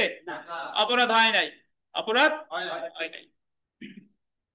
তাহলে এখানে প্রযোজ্যতা দেখেন, প্রযোজ্য 360 দ্বারা বাংলাদেশ থেকে মনুষ্যহরণ অপরাধ হতে পারে, আন্ডারলাইন করবেন, কোন প্রাপ্তবয়স্ক ব্যক্তির ক্ষেত্রে, কোন কি বলেন, প্রাপ্তবয়স্ক ব্যক্তির ক্ষেত্রে, বা কোনো অপ্রাপ্তবয়স্ক বা অপ্রকৃতস্থ ব্যক্তি, উভয়ের ক্ষেত্রে। তাহলে বাংলাদেশ থেকে যে কিডন্যাপ, এটা প্রাপ্তবয়স্ক ব্যক্তির ক্ষেত্রেও হতে পারে, এটা অপ্রাপ্তবয়স্ক ব্যক্তির ক্ষেত্রেও হতে পারে। ঠিক আছে? আচ্ছা, এখানে দেখেন 360 ধারায় প্রাপ্তবয়স্ক ব্যক্তি বলতে গোল দিবেন 14 বছরের বেশি বয়স্ক কোন ছেলে। ছেলে হলে কয় বছরের বেশি? 14 বছরের বেশি। এবং 16 বছরের বেশি বয়স্ক কোন মেয়েকে বোঝানো হয়েছে। অপ্রাপ্তবয়স্ক বলতে তাহলে 14 বছরের নিচে, এবং মেয়েদের ক্ষেত্রে 16 বছরের নিচে গণ্য হবে, কারণ 361 ধারায় উল্লেখিত বয়স 360 ধারার ক্ষেত্রেও প্রযোজ্য হবে। তো সুতরাং দেখেন, সুতরাং 360 ধারায় উল্লেখিত বাংলাদেশ হতে মনুষ্যহরণ অপরাধটি, আন্ডারলাইন করবেন, যে কোনো ব্যক্তি, সেটা প্রাপ্ত অপ্রাপ্তবয়স্ক, ছেলে বা মেয়ে, সাবালক বা নাবালক বা অপকৃতস্থ, সকলের ক্ষেত্রে সংঘটিত হতে পারে। পারে কিনা? যেমন 14 বছরের বেশি বয়স্ক কোনো ছেলের সম্মতি ছাড়া যদি তাকে বাংলাদেশের বাইরে নিয়ে যাওয়া হয়, তাহলে সেটা 360 ধারায় বাংলাদেশ থেকে মনুষ্যহরণ বলে গণ্য হবে। অন্যদিকে 14 বছরের নিচে কোনো ছেলের অভিভাবকের সম্মতি ছাড়া যদি তাকে বাংলাদেশের বাইরে নিয়ে যাওয়া হয়, সেটাও বাংলাদেশ হতে মনুষ্যহরণ বলে গণ্য হবে। পীযূষ সাহেব বলেন তো, বাংলাদেশ থেকে মনুষ্যহরণ কখন হবে? বাংলাদেশ থেকে অপহরণ কাকে বলে, কখন হবে বলেন?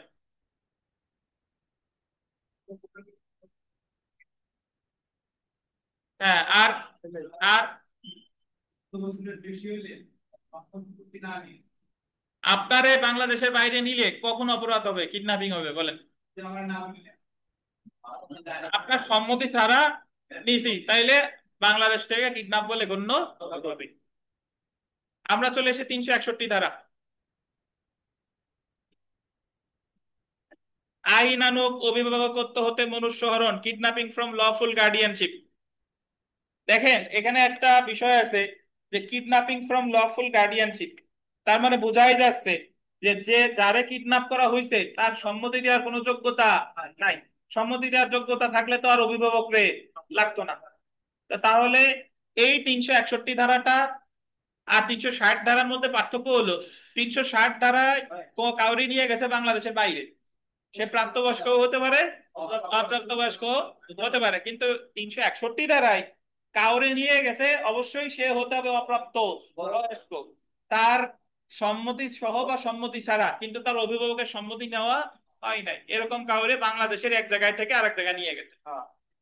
ধরেন আমি যদি একটা ছেলেকে বললাম যে বাবু চলো, তার বয়স ধরেন 14 বছরের কম, চলো আমরা ঢাকায় গিয়ে বিপিএল দেখে আসি, এবং সে আমার সাথে বিপিএল দেখতে গেছে, কিন্তু তার অভিভাবকের সম্মতি আমি এই নাই, এখানে আমি কিডন্যাপিং করেছি বলে গণ্য হবে। আর এই কিডন্যাপিংটা হলো আইনানুগ অভিভাবক হতে কিডন্যাপিং, বুঝছেন? যদিও এই জায়গায় আমি তারে কোনো খারাপ উদ্দেশ্য ছিল না, তারে জাস্ট খেলা দেখতেই দিয়ে গেছি, বাট তার অভিভাবকের সম্মতি যেহেতু আমি নেই নাই, তো এখানে আইনানুগ অভিভাবক হতে কিডন্যাপিং হিসেবে কি হবে, গণ্য হবে, বুঝছেন?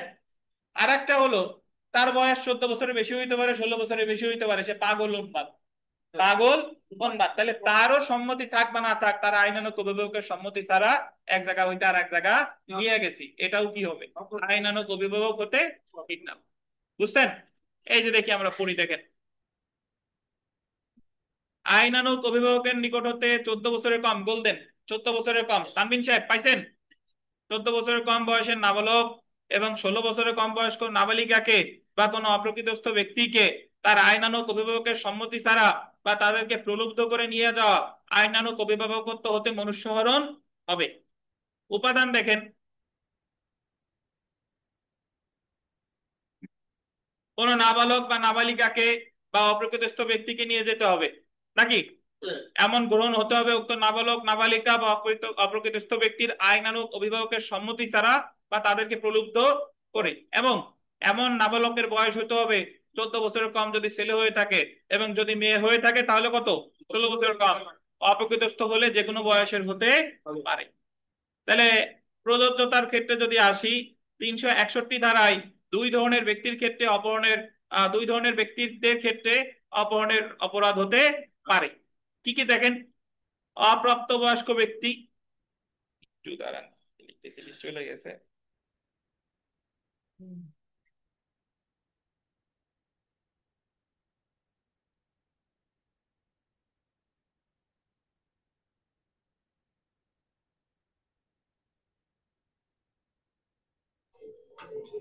স্যার শোনা যাচ্ছে না।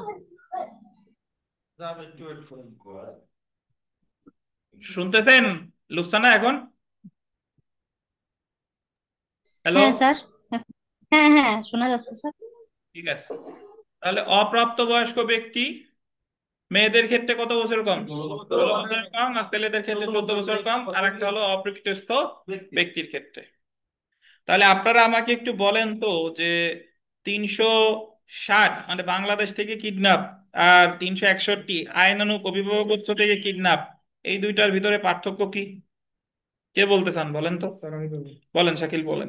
স্যার 360-এ হচ্ছে 14 বছরের বেশি ছেলে এবং 14 বছরের কম বয়স্ক ছেলে, হুম এবং 16 বছরের বেশি বয়স্ক মেয়ে, 16 বছরের কম বয়স্ক মেয়ে উভয়কেই নিতে পারে। হুম কিন্তু 16 বছর 361-তে বলছে যে আইনানুগ অভিভাবকত্ব থেকে নিতে পারবে। সেটা হচ্ছে 14 বছরের বেশি ছেলেকে নিতে পারবে না, এবং 16 বছরের বেশি বয়স মেয়েকে নিতে পারবে না। এখানে শুধু কম বয়স্ক 14 বছরের কম বয়স্ক ছেলে, 16 বছরের কম বয়স্ক মেয়েকে আইনানুগ অভিভাবকত্ব থেকে বিনা অনুমতিতে নিতে পারবে। এটা হলো পার্থক্য। বুঝছেন? আচ্ছা, এখন আহ একটা বিষয় এখানে খেয়াল করেন, কিডন্যাপের ক্ষেত্রে মানে এই যে যে কিডন্যাপে 359 ধারায় বললো যে কিডন্যাপ হলো দুই প্রকার, একটা হলো বাংলাদেশ হতে হলো 360, আর আইনানুগ অভিভাবকত্ব হতে 361। কিডন্যাপের ক্ষেত্রে আপনার যে কিডন্যাপটা করলো তার উদ্দেশ্য ভালোও হতে পারে, কিন্তু সে একটা ভুল করেছে, সেই ভুলটা হলো সম্মতি না নিয়ে নিয়ে গেছে, বুঝছেন? কিডন্যাপের ক্ষেত্রে ওই যে একজন ধরেন একজন মেয়ের সাথে সম্পর্ক স্থাপন করছে, তারে নিয়ে ভেগে গেছে, মেয়ের বয়স 16 বছরের কম, তাই জায়গায় সে কি করছে, কিডন্যাপ করছে, বাট তার কিন্তু খারাপ কোনো উদ্দেশ্য ছিল না কিডন্যাপ। আপনি একজন এই যে ফেরদৌস খেতে ভালোবাসে, একজন বাচ্চারে নিয়ে গেল 15 বছরের এক মেয়েরে নিয়ে খেতে গেছে, জাস্ট ওই কামরুলে সুই জাল নিয়ে খাইতে গেছে, তাহলে ফেরদৌসের জায়গা কি করছে? অপহরণ। কিডন্যাপ করছে, আইনানুগ অভিভাবক হতে কিডন্যাপ। বুঝতে পারছেন? তো এখন আমরা জেনে রাখা ভালোতে আসি। দেখেন 361 ধারায় ব্যাখ্যা আছে একটি আর ব্যতিক্রম আছে একটি। এখন ব্যাখ্যা আর ব্যতিক্রম এটা কি আছে আমাদের, আমি জাস্ট মুখে মুখে বলে দিই, এটা আমাদের ওইভাবে পড়া লাগবে না। ব্যাখ্যায় যেটা বলছে যে আইনানুগ অভিভাবক কে, আইনানুগ অভিভাবক মানে হলো যে দেখাশোনার দায়িত্ব যারা আছে, সর্বদাই যে পিতামাতা এমন কোনো কথা নাই। আইনানুগ অভিভাবক পিতামাতা হতে পারে বা অন্য কোনো ব্যক্তি হতে পারে, মানে আইন যাকে ওই ব্যক্তিকে দেখাশোনার দায়িত্ব বা রক্ষণাবেক্ষণের দায়িত্ব দিয়েছে, এটা হলো ব্যাখ্যায় আছে। আর ব্যতিক্রম আছে একটি, ব্যতিক্রমে আছে কি, এটা লেখা টেখা লাগবে না, এমনি জাস্ট একটু শুনে রাখেন। এই ব্যতিক্রমের মধ্যে বলছে যে যদি কোনো ব্যক্তি তার, ধরেন অবৈধ সন্তানকে, অবৈধ সন্তান মানে যে সন্তানের সে পিতৃত্বের স্বীকার করে নাই, এরকম কোন সন্তানকে সে যদি সরল বিশ্বাসে কোথাও নিয়ে যায়, যে সন্তানকে খাওয়াইতে নিয়ে গেছে বা ভরণ পোষণের জন্য নিয়ে গেছে বা লালন পালনের জন্য নিয়ে গেছে, অবৈধ পিতা বা মাতা, বুঝছেন? তাহলে অবৈধ পিতা এই ধরেন, তাহলে সে এখানে সরল বিশ্বাসে যদি কাজটা করে, তাহলে এখানে সে কিডন্যাপ করে নাই। বুঝছেন? এটি ব্যতিক্রম।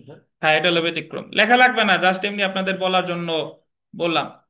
এখন সম্মতি বা অপরাধের অভিপ্রায় বা 360 এবং 61 দ্বারা পার্থক্য, এগুলো আর পড়তেছি না, এগুলো আপনারা না পড়লেও চলবে, মোটামুটি যা বললাম।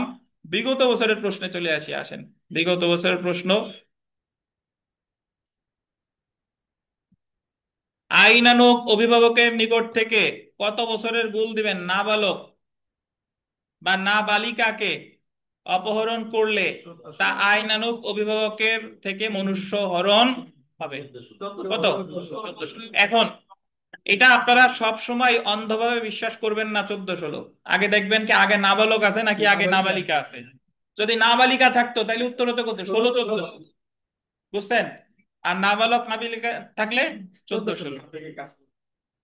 আচ্ছা, তো আমরা 2 নং প্রশ্নে চলে আসি। দেখেন যে 15 বছরের একটি ছেলের গোল দিবেন সম্মতিতে, সম্মতি দিছে যার, তার বয়স কত? 15 বছর। 15 বছরের বেশি, পড়াশোনার জন্য তাকে বিদেশে নিয়ে যায়।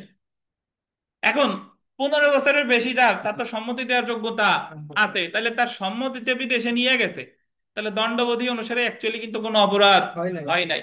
বুঝছেন? বাট অপশনে দেখেন অপহরণ, শিশু পাচার, বেআইনি আটক, মানব পাচার, অপশনে কোনোটা নাই যে কোনো অপরাধ হয় নাই। সো এই জায়গায় এই প্রশ্নটারে যদি আপনি সঠিক করতে চান, তাহলে ছেলে হইলে বয়স লিখতে হবে 15 বছরের, 14 বছরের কম, তাইলে হবে অপহরণ। আর মেয়ে হইলে তাহলে প্রশ্ন, একটি ছেলে, এই ছেলের জায়গা যদি জাস্ট মেয়ে শব্দটা লেখে, তাহলে আবার কি হয়েছে? অপহরণ। বুঝতে পারছেন? তাহলে এই প্রশ্নটা অ্যাকচুয়ালি এখানে কি হয় নাই, সঠিক না। আচ্ছা, আমরা চলে আসি ধারা 362, জোরপূর্বক অপহরণ বা অ্যাবডাকশন। জোরপূর্বক অপহরণ বা আর এক নাম হচ্ছে জোরপূর্বক মনুষ্যহরণ, বা লেখেন অপবাহন, অপবাহন লেখেন, অপবাহন। জি, অপবাহন।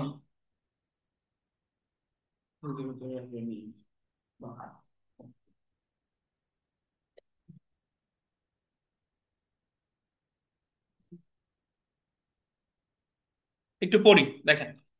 যে ব্যক্তি অন্য কোনো ব্যক্তিকে এক স্থান থেকে অন্য স্থানে গোল দিবেন বলপূর্বক বাধ্য করে, বলপূর্বক মানে জোর করে নিয়ে গেছে, বা গোল দিবেন প্রতারণামূলক উপায়ে প্রলুব্ধ করে, সেই ব্যক্তি উক্ত ব্যক্তিকে জোরপূর্বক অপহরণ করেছে বলা যায়। কিভাবে কিভাবে করছে? বলপূর্বক অথবা কি বলেন, প্রতারণামূলক। দেখেন আমি একটা এখানে বলতেছে, এখানে আচ্ছা English, whoever by force compels, force compels মানে হলো বলপূর্বক বাধ্য করা, আর ডিসাইটফুল মিনস মানে হচ্ছে প্রতারণামূলক ভাবে, induce any person to go from any place is said to attack that person. এর ক্ষেত্রে আন্ডারলাইন করবেন বয়স বিবেচ্য নয়, এটা যে কোনো বয়সের ব্যক্তির ক্ষেত্রে হতে পারে। এখন প্রশ্ন এসে যায় যে এই জায়গাও নিয়ে গেছে ওই জায়গাও নিয়ে গেছে, তাহলে কিডন্যাপিং এর সাথে অ্যাবডাকশনের পার্থক্য কি? পার্থক্য আছে। কিডন্যাপিং এর ক্ষেত্রে পরবর্তী উদ্দেশ্যটা অপ্রাসঙ্গিক, পরবর্তী উদ্দেশ্য তার ভালোও হতে পারে, এবং কিডন্যাপিং এর বয়সের একটা ব্যাপার স্যাপার আছে। 14-16। কিন্তু অ্যাবডাকশন যে কোনো বয়সের ব্যক্তিকে করা যায়, অপবাহন যে কোনো বয়সের ব্যক্তিকে করা যায়। এবং তাহলে অ্যাবডাকশনের ক্ষেত্রে হয় জোরপূর্বক থাকবে, নাহলে প্রলুব্ধ থাকবে, প্রতারণা থাকবে। বুঝছেন? হয় তারে ভয় দেখায় নিয়ে যাবে, নাহলে প্রতারণা করবে, যে বাবু ওই চকলেট খাও, আসো আমার সাথে আসো। আর অ্যাবডাকশনের ক্ষেত্রে পরবর্তী উদ্দেশ্য সর্বদাই খারাপ। অ্যাবডাকশনের ক্ষেত্রে পরবর্তী উদ্দেশ্য ধরেন হয় তারে বিক্রি করে দেওয়া, পাচার করা, তার অঙ্গ প্রত্যঙ্গ বিক্রি করা, মুক্তিপণ আদায় করা, হত্যা করা, ধর্ষণ করা, যে কোনো একটা খারাপ উদ্দেশ্য থাকবে। তো তাহলে কিডন্যাপিং এর ক্ষেত্রে পরবর্তী উদ্দেশ্য ভালোও হতে পারে, কিন্তু অ্যাবডাকশনের ক্ষেত্রে কি সর্বদাই খারাপ। বুঝছেন? আর কিডন্যাপিং এর ক্ষেত্রে বয়সের একটা সীমাবদ্ধতা আছে, কিন্তু অ্যাবডাকশনের বয়সের কোনো সীমাবদ্ধতা নাই। কিডন্যাপিং কয় প্রকার? দুই প্রকার, কিন্তু অ্যাবডাকশনের কোনো প্রকার ভেদ নাই। বুঝছেন? আচ্ছা, কে বোঝেন নাই বলেন তো, কিডন্যাপিং আর অ্যাবডাকশনের মধ্যে পার্থক্য কি? পীযূষ বলেন তো।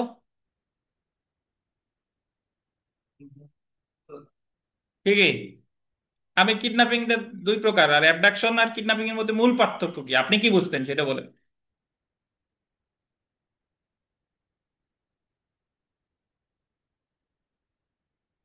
বিপাশ ভাই না, আপনি কি বুঝতেন? কিডন্যাপিংটা হচ্ছে যে যে 14 বছরের কম ছেলে আর 16 বছরের কম মেয়ে, আর এই যে অন্যটা এই যে যে কোনো বয়সের মেয়ে। হ্যাঁ, আর আর কি পার্থক্য আছে? এটা হলো দুই প্রকার, এটা প্রকার নাই। আচ্ছা হলো, মেইনটা বলেন। আর এটার প্রথমটা হলো ভালো উদ্দেশ্য হইতে পারে কিডন্যাপিং, আর ওইটা সবসময় খারাপ উদ্দেশ্য। অ্যাবডাকশন সর্বদাই খারাপ। বুঝছেন পীযূষ? বুঝতেছেন কিনা? না বুঝলে প্রশ্ন করবেন, চুপ করে থাকা যাবে না। এই লালন সাহেব বুঝছেন? অ্যাবডাকশনের ক্ষেত্রে পরবর্তী উদ্দেশ্য সর্বদাই খারাপ, আর কিডন্যাপিং এর ক্ষেত্রে পরবর্তী উদ্দেশ্য ভালোও থাকতে পারে। কিডন্যাপিং এর ক্ষেত্রে একটা বয়স আছে, আর অ্যাবডাকশন যে কোনো বয়সের ক্ষেত্রে হতে পারে। বুঝছেন? আচ্ছা, বিগত বছরের প্রশ্ন দেখেন। দ্য পেনাল কোড 1860 অনুসারে কোনো ব্যক্তিকে কোনো স্থান থেকে গমন করার জন্য জোরপূর্বক বাধ্য করলে তার এই জায়গায় অপশনে তো এক জায়গা কোন পরীক্ষা আসছে কোনো সালমাল লেখে নাই, এ জায়গায় উত্তর ভুল আছে, এ জায়গা হবে অপবাহন হবে। পরে অপহরণের জায়গায় অপবাহন লিখে দেন। আর অপহরণ যদি লিখতেই চান তাহলে এর আগে লিখতে হবে জোরপূর্বক অপহরণ। বুঝছেন? কারণ অপহরণও যা, মনুষ্যহরণও তাই। এখন ধরেন প্রশ্নটা হুবহু এরকমই আসছে, কতে অপহরণ আছে, গতে বল প্রয়োগ আছে, কতে অবৈধ উপাদান বাধা দান, বা গতে মনুষ্যহরণ, এইভাবেই আছে। বাট আমি তো জানি এ জায়গা হয়েছে কি জোরপূর্বক মনুষ্যহরণ বা অপবাহন। তাহলে আপনি ইংরেজি অংশে যায় দেখবেন যে কোন জায়গায় অ্যাবডাকশন লিখছে, কতে অ্যাবডাকশন লিখছে নাকি ঘতে অ্যাবডাকশন লিখছে। তাহলে উত্তর হবে কোনটা? যে জায়গায় অ্যাবডাকশন লিখছে সেই জায়গায়। বুঝতে পারছেন? বাংলা দিয়ে কাজ নাই, মেইন তো আইনটা হচ্ছে ইংরেজিতে। আপনি যখন বাংলা নিয়ে কনফিউশন হবে তখন চলে যাবেন কোথায়? ইংরেজিতে, যে ইংরেজিতে অ্যাবডাক্ট শব্দটা কোন জায়গা লেখছে। জি, কাটবে।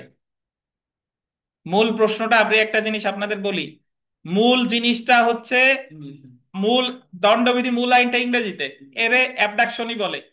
কিন্তু অ্যাবডাকশন রে বাংলায় অনেক নাম আছে দেখেন। অ্যাবডাকশন বললে জোরপূর্বক অপহরণ, জোরপূর্বক মনুষ্য হরণ, আবার অ্যাবডাকশন রে অপবাহনও বলে। তো এ কারণে পরীক্ষকরা যেহেতু বাংলায় পরীক্ষা দেয় বেশি, কোনটা বাংলায় মানুষে পরীক্ষা করে যে এ আসলে ওই মাঝে মাঝে উত্তরটা এদিক সেদিক একটু করে দেয় শব্দটা, যাতে আপনি পারেন কিনা। ধরেন এবার পরীক্ষা আসছে, লিখিত পরীক্ষা, বার কাউন্সিল লিখিত পরীক্ষা 28শে জুন যে পরীক্ষা হলো, ওই জায়গায় আসছে যে মিথ্যা সাক্ষ্য দান আর মিথ্যা সাক্ষ্য সৃষ্টি করা, মিথ্যা সাক্ষ্য দান আর মিথ্যা সাক্ষ্য সৃষ্টি করা। বাট আমরা বাংলায় পড়ছি কি মিথ্যা সাক্ষ্য দান আর মিথ্যা সাক্ষ্য উদ্ভাবন।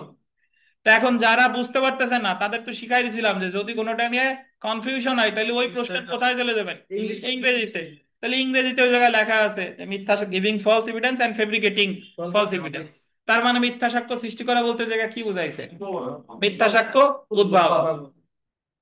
বুঝছেন? এ কারণে বুদ্ধি খাটাইতে হবে। আচ্ছা, তো আমরা চলে আসি মনুষ্য হরণ, অপহরণ এবং জোরপূর্বক অপহরণের মধ্যে পার্থক্য। দেখেন, পার্থক্য যদি আসি, এখানে উপায় বলছে, উপায়, উপায়টা এখানে একটা বিষয়। উপায় এটা পড়ে নিয়ান উপায়। দেখেন, তারপর পড়ি, জোরপূর্বক অপহরণ এবং অপহরণের মধ্যে পার্থক্য হলো কিডন্যাপিং এর ক্ষেত্রে কি উপায়ে অপরাধটি করা হয়েছে তা অপ্রাসঙ্গিক। যে উপায়ে অপহরণ বা কিডন্যাপিং করা হয়েছে তা নিরপরাধ হতে পারে। এটা আন্ডারলাইন করেন। কিডন্যাপিং যে উপায়ে করছে এটা কি হতে পারে? নিরপরাধ হইতে পারে। নিরপরাধ হতে পারে। কিন্তু অ্যাবডাকশন সর্বদাই কি হবে বলেন? অ্যাবডাকশন সর্বদাই হবে অপরাধ। অপরাধ। কিন্তু অ্যাবডাকশনের ক্ষেত্রে কি উপায় অপরাধ করা হয়েছে তা প্রাসঙ্গিক। অ্যাবডাকশনের ক্ষেত্রে অবশ্যই জোরপূর্বক বাধ্য করা, আন্ডারলাইন করবেন, জোরপূর্বক বাধ্য করা বা কোনো প্রতারণামূলক উপায় প্রলুব্ধ করা থাকতে হবে, কিন্তু এমন বল প্রয়োগ কিডন্যাপিং এর ক্ষেত্রে প্রয়োজন না। আচ্ছা, তারপরে দেখেন বয়স। মোবাইল নাই আপনাদের সবার কাছে? মোবাইলের লাইট দরকার একটু জ্বালান, চলে আসবে। দেখেন, বয়স, বয়স হচ্ছে আহ এটা বললাম না, বয়স কিডন্যাপিং এর ক্ষেত্রে তো 14-16 নাকি? আর অভিপ্রায়, কিডন্যাপিং এর ক্ষেত্রে অভিপ্রায় ভালোও থাকতে পারে, খারাপও থাকতে পারে, কিন্তু অ্যাবডাকশনের ক্ষেত্রে অভিপ্রায় সর্বদাই খারাপ। সম্মতি, সম্মতিও বললাম না কিডন্যাপিং এর ক্ষেত্রে, কখনো কখনো সম্মতি নিয়েও কিডন্যাপ হতে পারে। ওই যে বাচ্চারে 14 বছর কম বা 16 বছর কম নারী, তাদের সম্মতি ছিল, তবুও সেটা কি? কিডন্যাপ। বুঝতে পারছেন? আচ্ছা, এখানে অনেক কথা বলা আছে, এইগুলো আমরা পড়বো না, সরাসরি আমরা শাস্তির ছকে চলে যাই। আসেন, শাস্তির ছক 363 ধারা পাইছেন? তাহলে আমি একটু বলে নিই। 359 ধারায় বলছে কিডন্যাপিং কয় প্রকার? দুই প্রকার। বাংলাদেশ থেকে কিডন্যাপ কত? 360। আইনানুগ অভিযোগ করতে 361। আর অ্যাবডাকশনের সংখ্যা কত? 362। 362। আমরা চলে আসি শাস্তি। মনুষ্য হরণের শাস্তি বা পানিশমেন্ট ফর কিডন্যাপিং। শুধু কিডন্যাপিং এর শাস্তি কি? যে কোনো বর্ণনার কারাদণ্ড গোল দিবেন, 7 বছর পর্যন্ত হতে পারে এবং অর্থদণ্ডে দণ্ডিত হবে। তাহলে কিডন্যাপিং এর শাস্তি কত দাঁড়ায়? 363 দাঁড়ায়। কতদিন? 7 বছর এবং অর্থদণ্ড। ঠিক আছে। 64 ধারা দেখেন, খুন করার উদ্দেশ্যে, এটা গোল দেন, খুন করার উদ্দেশ্যে অপহরণ বা জোরপূর্বক অপহরণ। কাউরে যদি খুন করার উদ্দেশ্যে অপহরণ করা হয়, তাহলে মামলা হবে কত ধারায়? 364 ধারায়। সাজা দেখেন, যাবজ্জীবন কারাবাস বা সশ্রম কারাবাস, যা কত? 10 বছর। এটা কিন্তু 10 বছর সশ্রম বলছে। দেখেন, জি। আমরা এর আগে অনেক জায়গায় যাবজ্জীবন কারাবাস পাইছি বা কারাবাস পাইছি 10 বছর, কিন্তু ওইসব জায়গা ছিল যে কোনো বর্ণনার। আর এই জায়গাও 10 বছর আছে, বাট এই 10 বছরটা কি? সশ্রম। 364 ক, 3টে স্টার দেন, বিবিআই।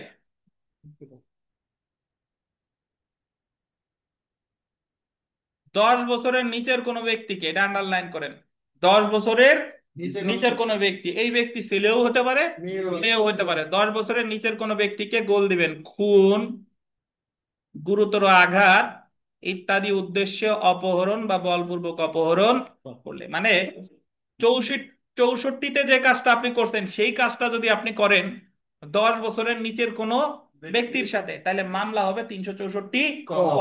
সাজা দেখেন, মৃত্যুদণ্ড বা যাবজ্জীবন কারাবাস, আন্ডারলাইন করবেন, সশ্রম কারাবাস যা 14 বছর পর্যন্ত হতে পারে, কিন্তু 7 বছরের নিচে হবে না। দেখেন, আমাদের দণ্ডবিধিতে খুব কম জায়গায় সর্বোচ্চ শাস্তি এবং সর্বনিম্ন শাস্তি উল্লেখ করছে। এই 364 কতে সর্বোচ্চ শাস্তিও আছে, সর্বনিম্ন শাস্তিও আছে। সর্বোচ্চ শাস্তি মৃত্যুদণ্ড অথবা যাবজ্জীবন কারাদণ্ড, অথবা যদি যাবজ্জীবন কারাদণ্ড না দেয় তাহলে কারাদণ্ড দিলে হতে পারে কত? সর্বোচ্চ 14, আর সর্বনিম্ন কত? তার মানে আপনি যদি 10 বছরের নিচের কোনো শিশুরে খুন বা গুরুতর আঘাত করার জন্য যদি অপহরণ বা বলপূর্বক অপহরণ করেন, তাহলে এখানে সাজা কখনোই কি হবে না? 7 বছরের নিচে হবে না।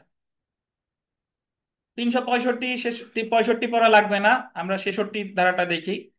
366 ধারাটা দেখেন, কোন নারীকে তার ইচ্ছার বিরুদ্ধে বিবাহ বা যৌন সহবাস অবৈধ সম্পর্ক করতে বাধ্য করতে অপহরণ বা জোরপূর্বক মনুষ্যহরণ করে। কোন নারীকে মানে হলো এটা যে কোনো বয়সের নারী, এ জায়গায় কোনো বয়সের কথা বলে নাই। তো কোনো নারীকে যদি তার ইচ্ছার বিরুদ্ধে নিয়ে যাওয়া হয় বিবাহ করার উদ্দেশ্যে বা অবৈধ যৌন সহবাস করার উদ্দেশ্যে, তাহলে মামলা হবে কত ধারায়?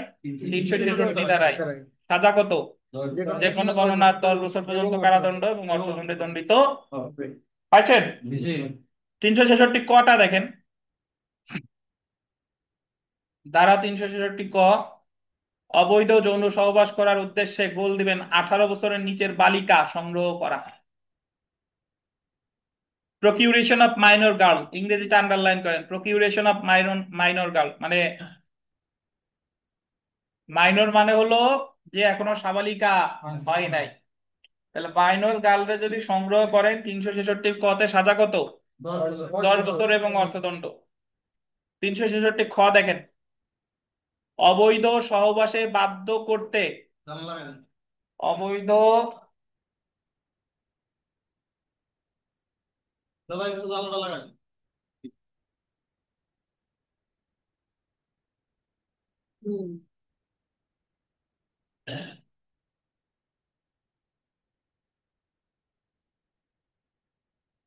অবৈধ সহবাসে বাধ্য করতে বিদেশ থেকে গোল দিবেন 21 বছরের নিচের না বালিকা আমদানি, 21 বছরের নিচের বালিকা আমদানি, সাদা 10 বছর। 366 থেকে যতগুলা পড়তেছি সবই সাদা 10 বছর। সর্বশেষ 372 ধারাটা দেখেন, বেশ্যাবৃত্তির জন্য 18 বছর নিচের নাবালক বিক্রয় করা। এখন এই জায়গায় নাবালক নাবালিকা কিছু স্পষ্ট করে বলে নাই, এটা নাবালক হইতে পারে নাবালিকাও হইতে পারে, বাট নাবালিকা ধরে রাখেন। বেশ্যাবৃত্তির জন্য 18 বছর নিচের নাবালিকা বিক্রি করা, এই জায়গাও সাজা কত? 10 বছর। এই জায়গাও সাজা 10 বছর। হ্যাঁ বললাম তো, নাই নাবালক, এই জায়গা জাস্ট পার্সন শব্দটা বলছে, এটা নাবালক হইতে পারে নাবালিকা হইতে পারে। এখন আপনি আহ পুরুষ মানুষরে দিয়েও তো বেশ্যাবৃত্তি হতে পারে, ওই ব্যাখ্যায় আর না যাই। বাট নাবালক নাবালিকা দুইটাই যদি কেউ বিক্রয় করে, সেক্ষেত্রে মামলা হবে কত ধারায়? 372 ধারায়। বুঝছেন? আচ্ছা, ধারা 374 লেখেন, নিচে লেখেন ধারা 374,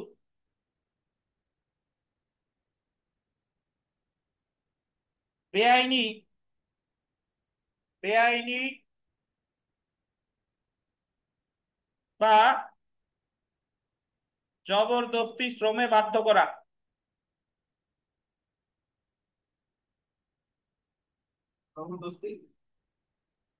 বেআইনি বা জবরদস্তি শ্রমে বাধ্য করা, শ্রম, শ্রম শ্রম।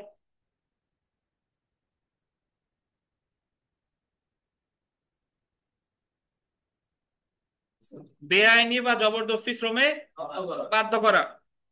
লেখেন, যে কোনো বর্ণনার 1 বছর কারাদণ্ড, যে কোনো বর্ণনার 1 বছর কারাদণ্ড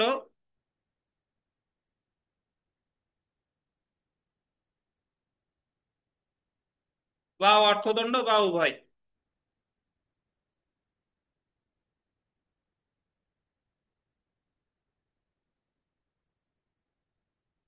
বা অর্থদণ্ড বা উভয়। এখানে ইংরেজিতে বলা unlawful compulsory labour, unlawful compulsory labour. Labour মানে শ্রম, কম্পালসারি মানে বাধ্য, আনলফুল মানে কি? বেআইনি। তাহলে বেআইনি শ্রমে বাধ্য করা বা জবরদস্তি শ্রমে বাধ্য করা, ধরেন আপনি আপনার একজন কাজ, আপনার একজন যদি কাজ করাইছেন, তার কাজ করার সময় শেষ, বাট তারপরেও তারে যে আপনি জোরপূর্বক কাজ করাচ্ছেন, শ্রম দিতে বাধ্য করাচ্ছেন, তাহলে মামলা হবে কত ধারায়? 374 ধারায়। যে কোনো বর্ণনার 1 বছর বা অর্থদণ্ড বা উভয়। তো যদি পরীক্ষায় আসে যে আনলফুল কম্পালসারি লেবার, কত ধারায়? 374 ধারায়। যে কোনো বর্ণনার 1 বছর বা অর্থদণ্ড বা উভয়। তাহলে আমরা এখানে কি কি পড়লাম দেখেন, খুবই গুরুত্বপূর্ণ। কিডন্যাপিং এর 359 ধারায় বলছে কিডন্যাপিং দুই প্রকার, বাংলাদেশ থেকে কিডন্যাপ আর আইনানুগ অভিভাবক থেকে কিডন্যাপ। বাংলাদেশ থেকে কিডন্যাপ বলছে 360, প্রাপ্তবয়স্ক হইতে পারে, অপ্রাপ্তবয়স্কের ক্ষেত্রেও হতে পারে। আর আইনানুগ অভিভাবক থেকে কিডন্যাপ বলছে কত? 361। এটা অপ্রাপ্তবয়স্কের ক্ষেত্রে হবে, আর প্রাপ্তবয়স্ক হইলে সে পাগল উন্মাদ হবে নাকি। আর 362 ধারায় বললো যে অ্যাবডাকশনের সংজ্ঞা যে কোনো বয়সের ব্যক্তির ক্ষেত্রে হতে পারে, জোরপূর্বক নিয়ে যাবে বা প্রলুব্ধ করে প্রতারণামূলক ভাবে নিয়ে যাবে। এটা হলো 362। শুধু কিডন্যাপিং এর শাস্তি বলছে 363, 7 বছর এবং অর্থদণ্ড। 7 বছর এবং অর্থদণ্ড। আচ্ছা, খুন করার উদ্দেশ্যে কিডন্যাপ আর অ্যাবডাক্ট করলে 364, যাবজ্জীবন কারাদণ্ড বা সশ্রম কারাবাস 10 বছর এবং অর্থদণ্ড। মনে আছে কিনা? 364 ক 10 বছরের নিচের কোনো ব্যক্তিকে, 10 বছরের নিচের কোনো ব্যক্তিকে যদি খুন, ধর্ষণ বা অন্য কোনো কারণে কিডন্যাপ বা অ্যাটাক করা হয়, সাজা মৃত্যুদণ্ড বা যাবজ্জীবন কারাদণ্ড বা সশ্রম কারাবাস 14 বছর পর্যন্ত হইতে পারে, 7 বছরের নিচে হবে না, এবং সেই সাথে অর্থদণ্ড। এরপরে 366টা ওই যে যদি কাউরে জোরপূর্বক নিয়ে গেছে যৌন সহবাসের জন্য, বিবাহের জন্য, সেক্ষেত্রে 366 যে কোনো গণনার 10 বছর। এরপর যতগুলা আছে, প্রকিউশন অফ মাইনর গার্ল বা বিদেশ থেকে 21 বছরের কম নাবালিকা আমদানি করা, তারপরে 18 বছরের কম নাবালক বা নাবালিকাকে বিক্রয় করা, বেশ্যাবৃত্তির, মোটামুটি যা যা আছে সবগুলোর সাজা কত? 10 বছর। তারা মনে না থাক, শাস্তিটা মনে রাখেন কত? 10 বছর। 10 বছর। আর সর্বোচ্চ যেটা আপনাদের লিখে দিলাম, আনলফুল কম্পালসারি লেবার, জবরদস্তি শ্রমে বাধ্য করা বা বেআইনি শ্রমে বাধ্য করা, যে কোনো গণনার কত? 1 বছর বা অর্থদণ্ড বা। আমরা নামাজের বিরতিতে আছি, নামাজের বিরতির পরে আপনাদের পরীক্ষা আছে, আর একটু পরে পরীক্ষা। দেখেন তো সেলফ প্র্যাকটিসের প্রশ্নগুলো পড়ি। দেখেন 5 নং প্রশ্নটা দেখেন, যে যদি কোনো ব্যক্তিকে কোনো স্থান হতে গমন করার জন্য জোরপূর্বক বাধ্য করে বা কোনো প্রতারণামূলক উপায়ে প্রলুব্ধ করে, সেই ব্যক্তি ড্যাশ করে বলে গণ্য হবে। কি হবে? জোরপূর্বক অপহরণ করে বলে গণ্য হবে। বুঝছেন? আচ্ছা, 6 নং প্রশ্নটা বিবিআই। দেখেন এই ধরনের প্রশ্ন আসতে পারে যে whoever by force compels মানে জোরপূর্বক বাধ্য করে, or by deceitful means প্রতারণার মাধ্যমে, induces প্রতারণার মাধ্যমে প্ররোচিত করে, any person কোন ব্যক্তিকে, to go from any place কোন জায়গায় যেতে, is said to dash that person সেই ব্যক্তি, এটাকে ওই ব্যক্তিকে অপহরণ করেছে বলে গণ্য হবে নাকি অপহরণ করেছে বলে গণ্য হবে? অ্যাবডাক্ট। এই জায়গা হবে কি? অ্যাবডাক্ট। বুঝছেন? আচ্ছা, 9 নং প্রশ্নটা দেখেন, ক খকে ক খ নামক একজন প্রাপ্তবয়স্ক ব্যক্তিকে তার সম্মতি ছাড়া ভারতে নিয়ে যায়, তার সম্মতি ছাড়া ভারতে নিয়ে গেছে, তাহলে এই জায়গা অপহরণ হয়েছে, আবার বাংলাদেশ থেকে অপহরণ হয়েছে। বুঝছেন? আচ্ছা, বাদ বাকি এই জায়গায় যে প্রশ্ন আছে এগুলা পড়ে নিয়েন, সবই গুরুত্বপূর্ণ, মোটামুটি পড়ে ফেলবেন। আমরা একটু চলে আসি। আহ তাহলে আজকে আমরা পড়লাম 4টা অপরাধ। দেখেন আজকে আমরা পড়ছি অপরাধমূলক বল প্রয়োগ, আক্রমণ, এটা হলো 349 থেকে 358 পর্যন্ত। এরপরে পড়ছি আপনার অপহরণ, কিডন্যাপিং এন্ড অ্যাবডাকশন, এই অধ্যায়টা হলো 359 থেকে 374। আচ্ছা, আজকে আমরা আর একটা অপরাধ পড়ে আজকের ক্লাস শেষ করে আমরা পরীক্ষায় যাব। দেখেন ধর্ষণ বা রেপ, এটা আছে দণ্ডবিধি 375 থেকে 376। তো দণ্ডবিধির 375 ধারায় ধর্ষণের সংজ্ঞা এবং 376 ধারায় শাস্তি উল্লেখ করা হয়েছে। তো ধর্ষণের যে সংজ্ঞা, এটা দেওয়া হয়েছে কত ধারায়? 375, আর শাস্তি বলেছে 373। এখানে একটা বিষয় আপনারা জানেন নিশ্চয়ই, মামলা কোন ধারায় হবে বলেন তো? 73 ধারায়। মামলা কখনো 375 ধারায় হবে না। আর একটু বলে রাখা ভালো, এখন আর ধর্ষণের মামলা 376 ধারায় হবে না, এখন হবে নারী ও শিশু নির্যাতন দমন আইন 2009 ধারায়। বুঝছেন? কিন্তু কিন্তু কথা আছে, ধরেন নারী ও শিশু নির্যাতন দমন আইন সংগঠিত হয়েছে, মানে এটা পাশ করা হয়েছে 2000 সালে।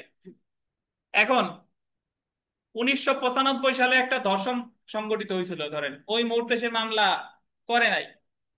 আচ্ছা, এখন যদি সে মামলা করতে চায়, 95 ঘটনা ঘটছে 95 সালে, দর্শন এখন মামলা করবে কোন আইনে বলেন? দণ্ডবিধিতে।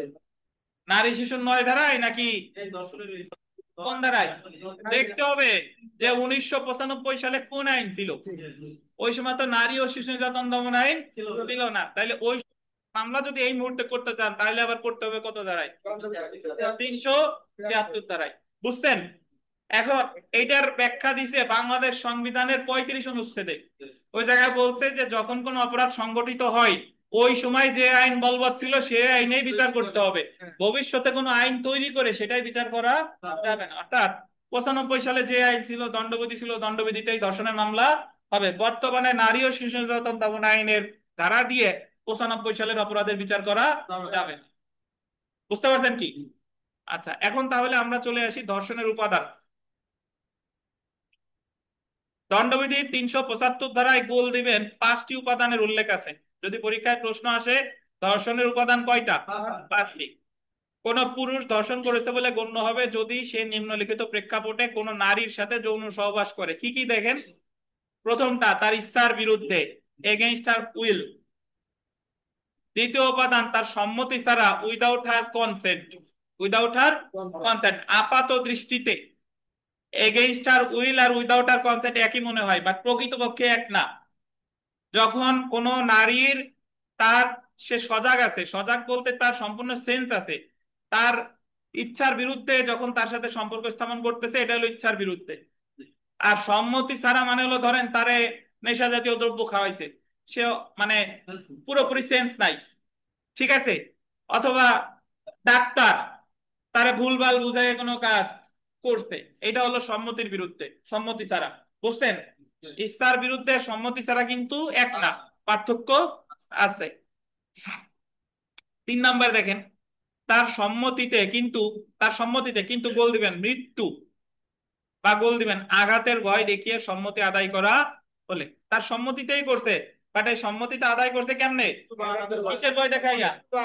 মৃত্যু বা আঘাত। 4 নাম্বার দেখেন, তার সম্মতিতে, আন্ডারলাইন করবেন, যখন মহিলা মনে করে পুরুষ লোকটি তার স্বামী, যদিও পুরুষ লোকটি জানে যে সে উক্ত মহিলার স্বামী। মানে যে মহিলার সাথে সম্পর্ক করতেছে ওই মহিলা বুঝতেছে যে এ হচ্ছে আমার স্বামী, কিন্তু পুরুষ জানে যে সে ওই মহিলার স্বামী না। কিভাবে হতে পারে? অনেকভাবে হতে পারে। ধরেন কেউ কাউরে দেখে নাই, ফোনে ফোনে বিয়ে হয়েছে, ফোনে ফোনে বিয়ে হয়েছে, দেশে আইসে যার সাথে বিয়ে হয়েছে সে পরিচয় দিছে আর এক, মানে সেই পরিচয় দিছে কিন্তু সে হলো আর একজন ব্যক্তি, এটা কি হয়েছে? ধর্ষণ। অনেক ক্ষেত্রে যমজ 2 ভাই থাকতে পারে, এক্ষেত্রেও কি হবে? ধর্ষণ। তার মানে আপনি মনে রাখবেন, যে ক্ষেত্রে মহিলা মনে করতেছে যে পুরুষ হলো আমার, ওই পুরুষ আমার স্বামী, কিন্তু পুরুষ জানে যে সে তার স্বামী না, তো এই ক্ষেত্রে যতই সম্মতি থাক না কেন এটাও কি হিসেবে গণ্য হবে? ধর্ষণ হিসেবে গণ্য হবে। তারপরে দেখেন, তার সম্মতি সহ বা ছাড়া, যে ক্ষেত্রে আন্ডারলাইন করবেন 14 বছরের কম বয়স্ক হয়, with or without consent when she is under 14 years of age। তার সম্মতি যদি থাকে বা না থাকে, কিন্তু যখন ওই মেয়েটার, মহিলার বয়স কত? 14 বছরের কম। 14 বছরের কম বয়স্ক কোন নারীর সম্মতি সহ বা ছাড়া তার সাথে যৌন সহবাস করলে সেটা কি হিসেবে গণ্য হবে? ধর্ষণ হিসেবে গণ্য হবে। তাহলে কিডন্যাপিং এর ক্ষেত্রে নারীরে প্রাপ্তবয়স্ক বলতে কত? 16 বছর। 16-র কম। 16-র কম। আর ধর্ষণের ক্ষেত্রে 14-র কম। বুঝছেন? এখন আমাদের নারী ও শিশু নির্যাতন দমন আইনে বলা আছে এই যে নাম 14, এটা বর্তমানে করছে কত? 16। 16 বছরের কম বয়স্ক কোন নারীর সাথে তার সম্মতি ছাড়া বা সম্মতি সহ যৌন সহবাস করলে সেটা ধর্ষণ বলে গণ্য হবে, তাতে যতই তার সম্মতি থাক না কেন। তো ধর্ষণের তাহলে উপাদান আমরা পেলাম কয়টা? 5টা। মনে রাখবেন, তার ইচ্ছার বিরুদ্ধে, সম্মতি ছাড়া, সম্মতিতে বা সম্মতি আদায় করতে, মৃত্যুর ভয় বা আঘাতের ভয়, আর একটা হলো মহিলা জানে যে তার স্বামী বা পুরুষ জানে সে তার স্বামী না। আর যে ক্ষেত্রে মহিলার বয়স 14 বছরের কম সেক্ষেত্রে তার সম্মতি থাক বা না। বুঝতে পারছেন? আচ্ছা, তো জেনে রাখা ভালো, একটু পড়ি, জেনে রাখা ভালো। যে নারী ও শিশু নির্যাতন দমন আইন 2002 এর ধারায় ধর্ষণের সংজ্ঞা দেওয়া হয়েছে। নারী ও শিশু নির্যাতন দমনের কত ধারায়? 2 এর ধারায়। 2 এর ধারা অনুসারে ধর্ষণ অর্থ ধর্ষণ অর্থ 9 এর বিধান সাপেক্ষে দণ্ডবিধি 1860-এর 375 ধারায় সংজ্ঞায়িত ধর্ষণ। 2 এর ধারায় বলছে যে ধর্ষণের সংজ্ঞা দণ্ডবিধিতেও যা দিছে সেটাই বুঝাবে, সেটাই বুঝাবে। তবে দেখেন, অন্যদিকে নারী ও শিশু নির্যাতন দমন আইন 2000-এর 9 ধারায় ধর্ষণের সংজ্ঞা ও শাস্তি বিধান করা হয়েছে। 9 ধারায় বলা হয়েছে, যদি কোনো পুরুষ বিবাহ বন্ধন ব্যতীত, গোল দিবেন, 16 বছরের অধিক বয়সের কোনো নারীর সাথে তার সম্মতি ব্যতি রেখে, কত বছরের বেশি? 16 বছরের বেশি কোন নারীর সাথে তার সম্মতি ব্যতি রেখে, গোল দিবেন ভীতি প্রদর্শন, ভীতি প্রদর্শন, গোল দিবেন প্রতারণামূলক ভাবে তার সম্মতি আদায় করে। প্রতারণামূলক ভাবে বললো যে তোমারে আমি অমুক তারিখে বিয়ে করব, বা তুমিই তো আমার স্ত্রী হবা, বা প্রতারণামূলক ভাবে এই কাজটা করছে। দেখেন, একটা বিষয় বলে দিই, দণ্ডবিধিতে প্রতারণার কথা বলে নাই। না, আমাদের বার কাউন্সিল পরীক্ষার প্রশ্ন হবে দণ্ডবিধির আলোকে। দণ্ডবিধিতে ধর্ষণের উপাদান যতগুলো আছে সেখানে কিন্তু প্রতারণা নাই, বাট প্রতারণার কথা বলা আছে কোথায়? নারী ও শিশু নির্যাতন দমন আইনে। বুঝছেন? তাহলে যদি পরীক্ষায় প্রশ্ন আসে যে দণ্ডবিধিতে ধর্ষণের উপাদান নয় কোনটি, প্রতারণা কিন্তু উপাদান নয়, অথবা 16 বছরের কম বয়সের কোন নারীর সাথে তার সম্মতি সহ বা সম্মতি ব্যতি রেখে যৌন সঙ্গম করে, তাহলে তিনি উক্ত নারীকে ধর্ষণ করেছে বলে গণ্য হবে। বুঝতে পারছেন? আর এখানে একটা কথা আছে, ইচ্ছার বিরুদ্ধে আর সম্মতি ব্যতীত, এটা পড়তেছি না, আপনারা রিডিং করে নিয়েন, একই কথা আমি ব্যাখ্যা দিছি। ইচ্ছার বিরুদ্ধে মানে যখন ওই নারীর পরিপূর্ণ সেন্স ছিল, তার একেবারে ইচ্ছার বিরুদ্ধে। আর সম্মতি ছাড়া মানে হলো যখন তারে মাদক দ্রব্য খাওয়াইছে বা ঘুমের ওষুধ খাওয়াইছে, তখন এটা হলো সম্মতি ছাড়া। বুঝছেন? আচ্ছা, আমরা চলে আসি বিধিবদ্ধ ধর্ষণ, স্ট্যাটিউটরি রেপ। এটা আসলে কাকে বলে? 375 ধারার 5ম দফায়, বলতেন 5ম দফায় বিধিবদ্ধ ধর্ষণ বা স্ট্যাটিউটরি রেপ সম্পর্কে বলা হয়েছে। তো যদি পরীক্ষায় প্রশ্ন আসে বিধিবদ্ধ ধর্ষণ 375-এর কোন উপাদানে, কত দফায়? 5ম দফায়। যে ক্ষেত্রে 14 বছরের কম বয়স্ক কোন নারীর সাথে সম্মতি সহ বা ব্যতীত যৌন সহবাস করা হয়, সেই ক্ষেত্রে উক্ত যৌন সহবাস স্বয়ং একটি কি বলেন? ধর্ষণ। কারণ এই ক্ষেত্রে সম্মতি ছিল কি ছিল না সেটা বিবেচ্য বিষয় না। যদিও দণ্ডবিধি 375 ধারায় ধর্ষণের ক্ষেত্রে সম্মতির বয়স, এজ অফ কনসেন্ট, 14 বছর উল্লেখ করা হয়েছে, কিন্তু সম্মতির বয়স আন্ডারলাইন করবেন। নারী ও শিশু নির্যাতন দমন আইন 2009-এর 1 ধারা অনুসারে সংশোধন করে 16 বছর করা হয়েছে। দণ্ডবিধিতে কিন্তু সংশোধন করে নাই, দণ্ডবিধিতে এখনো 14ই আছে। নারী ও শিশু নির্যাতন দমন আইন 2009-এর 1 ধারায় বিধান করা হয়েছে, যদি কোনো পুরুষ বিবাহ বন্ধন ব্যতীত 16 বছরের অধিক বয়সের কোনো নারীর সাথে তার সম্মতি ব্যতি রেখে ভীতি প্রদর্শন বা প্রতারণামূলক ভাবে তার সম্মতি আদায় করে, বা 16 বছরের কম বয়সের কোনো নারীর সাথে সম্মতি সহ বা সম্মতি ব্যতি রেখে যৌন সঙ্গম করে, তাহলে তিনি উক্ত নারীকে ধর্ষণ করেছে বলে গণ্য হবে। আচ্ছা, এখন একটা বিষয় দেখেন, তাহলে যদি বলে বিধিবদ্ধ ধর্ষণ 375-এর কোন উপাদানে? 5ম উপাদান বা স্ট্যাটিউটরি রেপ। বৈবাহিক ধর্ষণ বা নিজের স্ত্রীকে ধর্ষণ, ম্যারিটাল রেপ। শুনেন, বৈবাহিক ধর্ষণের আগে আমার কথা শুনেন। বৈবাহিক ধর্ষণের সংজ্ঞা দিচ্ছে 375 ধারায়, বলছে যে যদি কোনো ব্যক্তি এমন কাউকে বিয়ে করে যার বয়স হচ্ছে 13 বছরের কম, নারীর বয়স কত? 13 বছরের কম, তাহলে ওই ওয়াইফের সাথে ওয়াইফের সম্মতি থাক বা না থাক, স্বামী যে সম্পর্ক করবে এটা ধর্ষণ হিসেবে গণ্য হবে। বুঝছেন? তাহলে বৈবাহিক ধর্ষণ হিসেবে গণ্য হতে হলে নারীর ওয়াইফের বয়স হতে হবে কত? 13। এটা কিন্তু নিজের ওয়াইফ, অন্যর ওয়াইফ না, কিন্তু নিজের ওয়াইফের বয়স হতে হবে 13 বছরের কম, তাতে ওই নারীর সম্মতি থাক বা না থাক। বুঝছেন? কিন্তু 376 ধারায় বলছে, কত ধারায়? 376 ধারায় বলছে একটা কথা শুনেন, শাস্তির ক্ষেত্রে স্বামী শাস্তি পাবে যদি স্বামী ওয়াইফের বয়স হয় 12 বছরের কম। কথা বলেন? অর্থাৎ বৈবাহিক ধর্ষণের ক্ষেত্রে ওয়াইফের বয়স হতে হবে কত? 12 বছর, 13 বছরের কম। 12 বছর। কিন্তু স্বামীরা যদি শাস্তি দিতে চান তাহলে ওয়াইফের বয়স হতে হবে কত? 12 বছরের কম। আবার শুনে রাখেন, বৈবাহিক ধর্ষণের ক্ষেত্রে ওয়াইফের বয়স কত হতে হবে? 13-র কম। কিন্তু স্বামীরা যদি শাস্তি দিতে চান তাহলে কত? 12 বছরের কম। এই তানমিন সাহেব, 12 কম। দেখার জন্য পাগল হন কেন? আগে শুনেন না কে কথা, লেখাবো তো আমরা লেখাবোই, আগে কথা শুনবেন। বুঝতে পারছেন? এই যে আমরা পড়ি দেখেন, কোন পুরুষ কর্তৃক নিজের স্ত্রীর সাথে যৌন সহবাস ধর্ষণ বলে গণ্য হবে না যদি স্ত্রীর বয়স গোল দিবেন 13 বছরের নিচে হয়। অর্থাৎ গোল দিবেন সম্মতি সহ বা ব্যতীত, পাইছেন? সম্মতি সহ বা ব্যতীত নিজের স্ত্রীর সাথে যৌন সহবাস ধর্ষণ হতে পারে যদি স্ত্রীর বয়স কত বছরের কম হয়? 13 বছরের কম হয়। 13 বছর ফিরদৌস, 13 বছরের কম। বুঝছেন? এখন শাস্তিতে চলে আসি, দেখেন শাস্তি।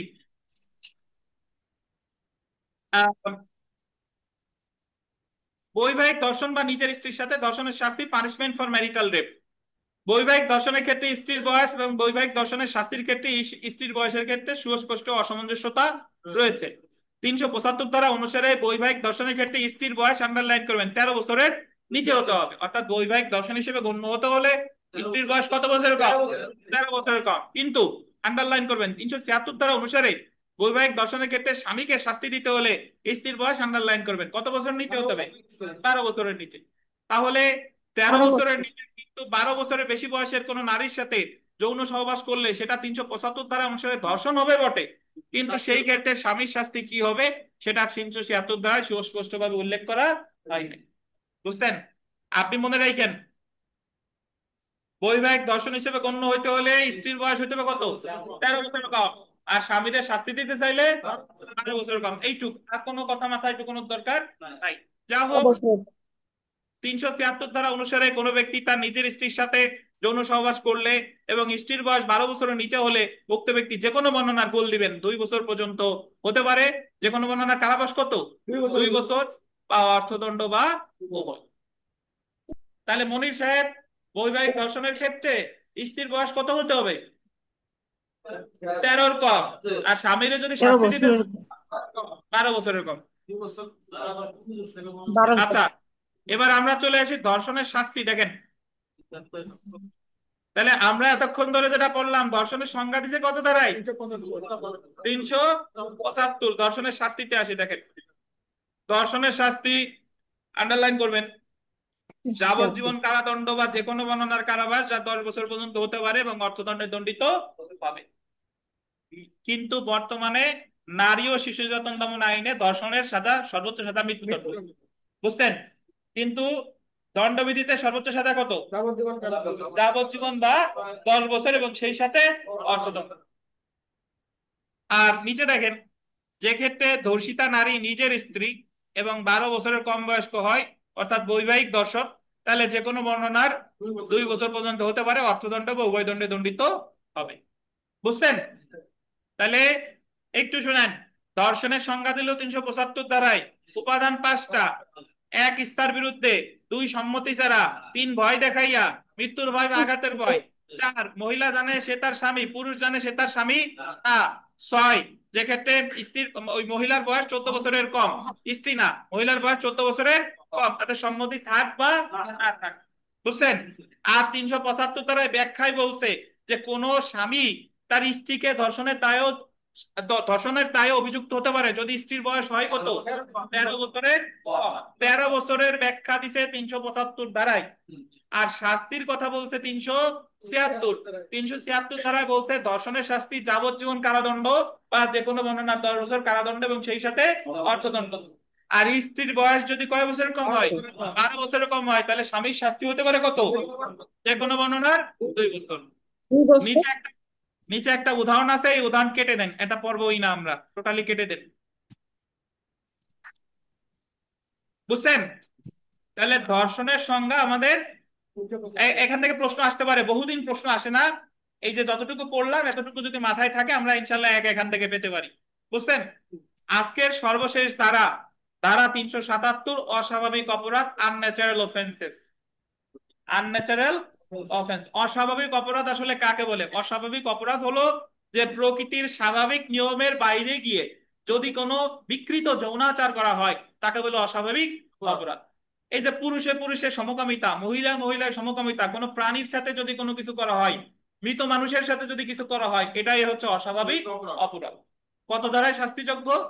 377 ধারায়। ধর্ষণেরও যে সাজা, অস্বাভাবিক অপরাধেরও সেই সাজা। এই যে দেখেন, দণ্ডবিধির 377 ধারায় কোন পুরুষ, নারী প্রাণীর সাথে অস্বাভাবিক অপরাধ যেমন হোমোসেক্সুয়ালিটি, বেস্টালিটি, বাগারি, লেসবিয়ানিজম, সোডোমি ইত্যাদি করাকে শাস্তিযোগ্য করা হয়েছে, যা যাবজ্জীবন কারাবাস বা যে কোনো বর্ণনার কত 10 বছর পর্যন্ত কারাবাস এবং সেই সাথে অর্থদণ্ড। তাহলে অস্বাভাবিক অপরাধেরও যে সাজা, ধর্ষণেরও কি সেই সাজা। আমরা বিগত বছরের প্রশ্নে চলে আসি, দেখেন যে ধর্ষণ অপরাধ সংগঠনের উপাদান হলো কয়টা? 5টি। কয়টা? 5টি। আর এখানে বাদ বাকি যে প্রশ্ন আছে এগুলা পড়ে ফেলেন, এগুলা মোটামুটি। তো আজকে আমরা শুরু করেছিলাম 349 ধারা দিয়ে, শেষ করলাম 377-এ। 377-এ আগামী দিন খুবই গুরুত্বপূর্ণ পড়া, কেউ মিস করবেন না। চুরি থেকে 378 ধারা থেকে শুরু করব। তো আজকে মোটামুটি এই পর্যন্তই। এখন আমাদের ক্লাস টেস্ট অনুষ্ঠিত হবে, সবাই পরীক্ষা দেন। আর ক্লাস টেস্ট নতুন যিনি আসছেন তাকে বলতেছি, ওখানে আমরা পিডিএফ দিব। পিডিএফ দেখে আপনি একটা সাদা কাগজে উত্তরগুলো লিখবেন 10 মিনিট সময়। এরপর যখন আবার আমি উত্তরপত্র দিব, ওইটার সাথে এটা মিলাইয়া বলবেন যে কত পেলেন। কোনো প্রশ্ন আছে আপনাদের কারো? যারা আছেন প্রশ্ন আছে? তো ভালো থাকেন, আজকে এই পর্যন্তই। আল্লাহ হাফেজ। আমরা সরাসরি পরীক্ষায় চলে যাই।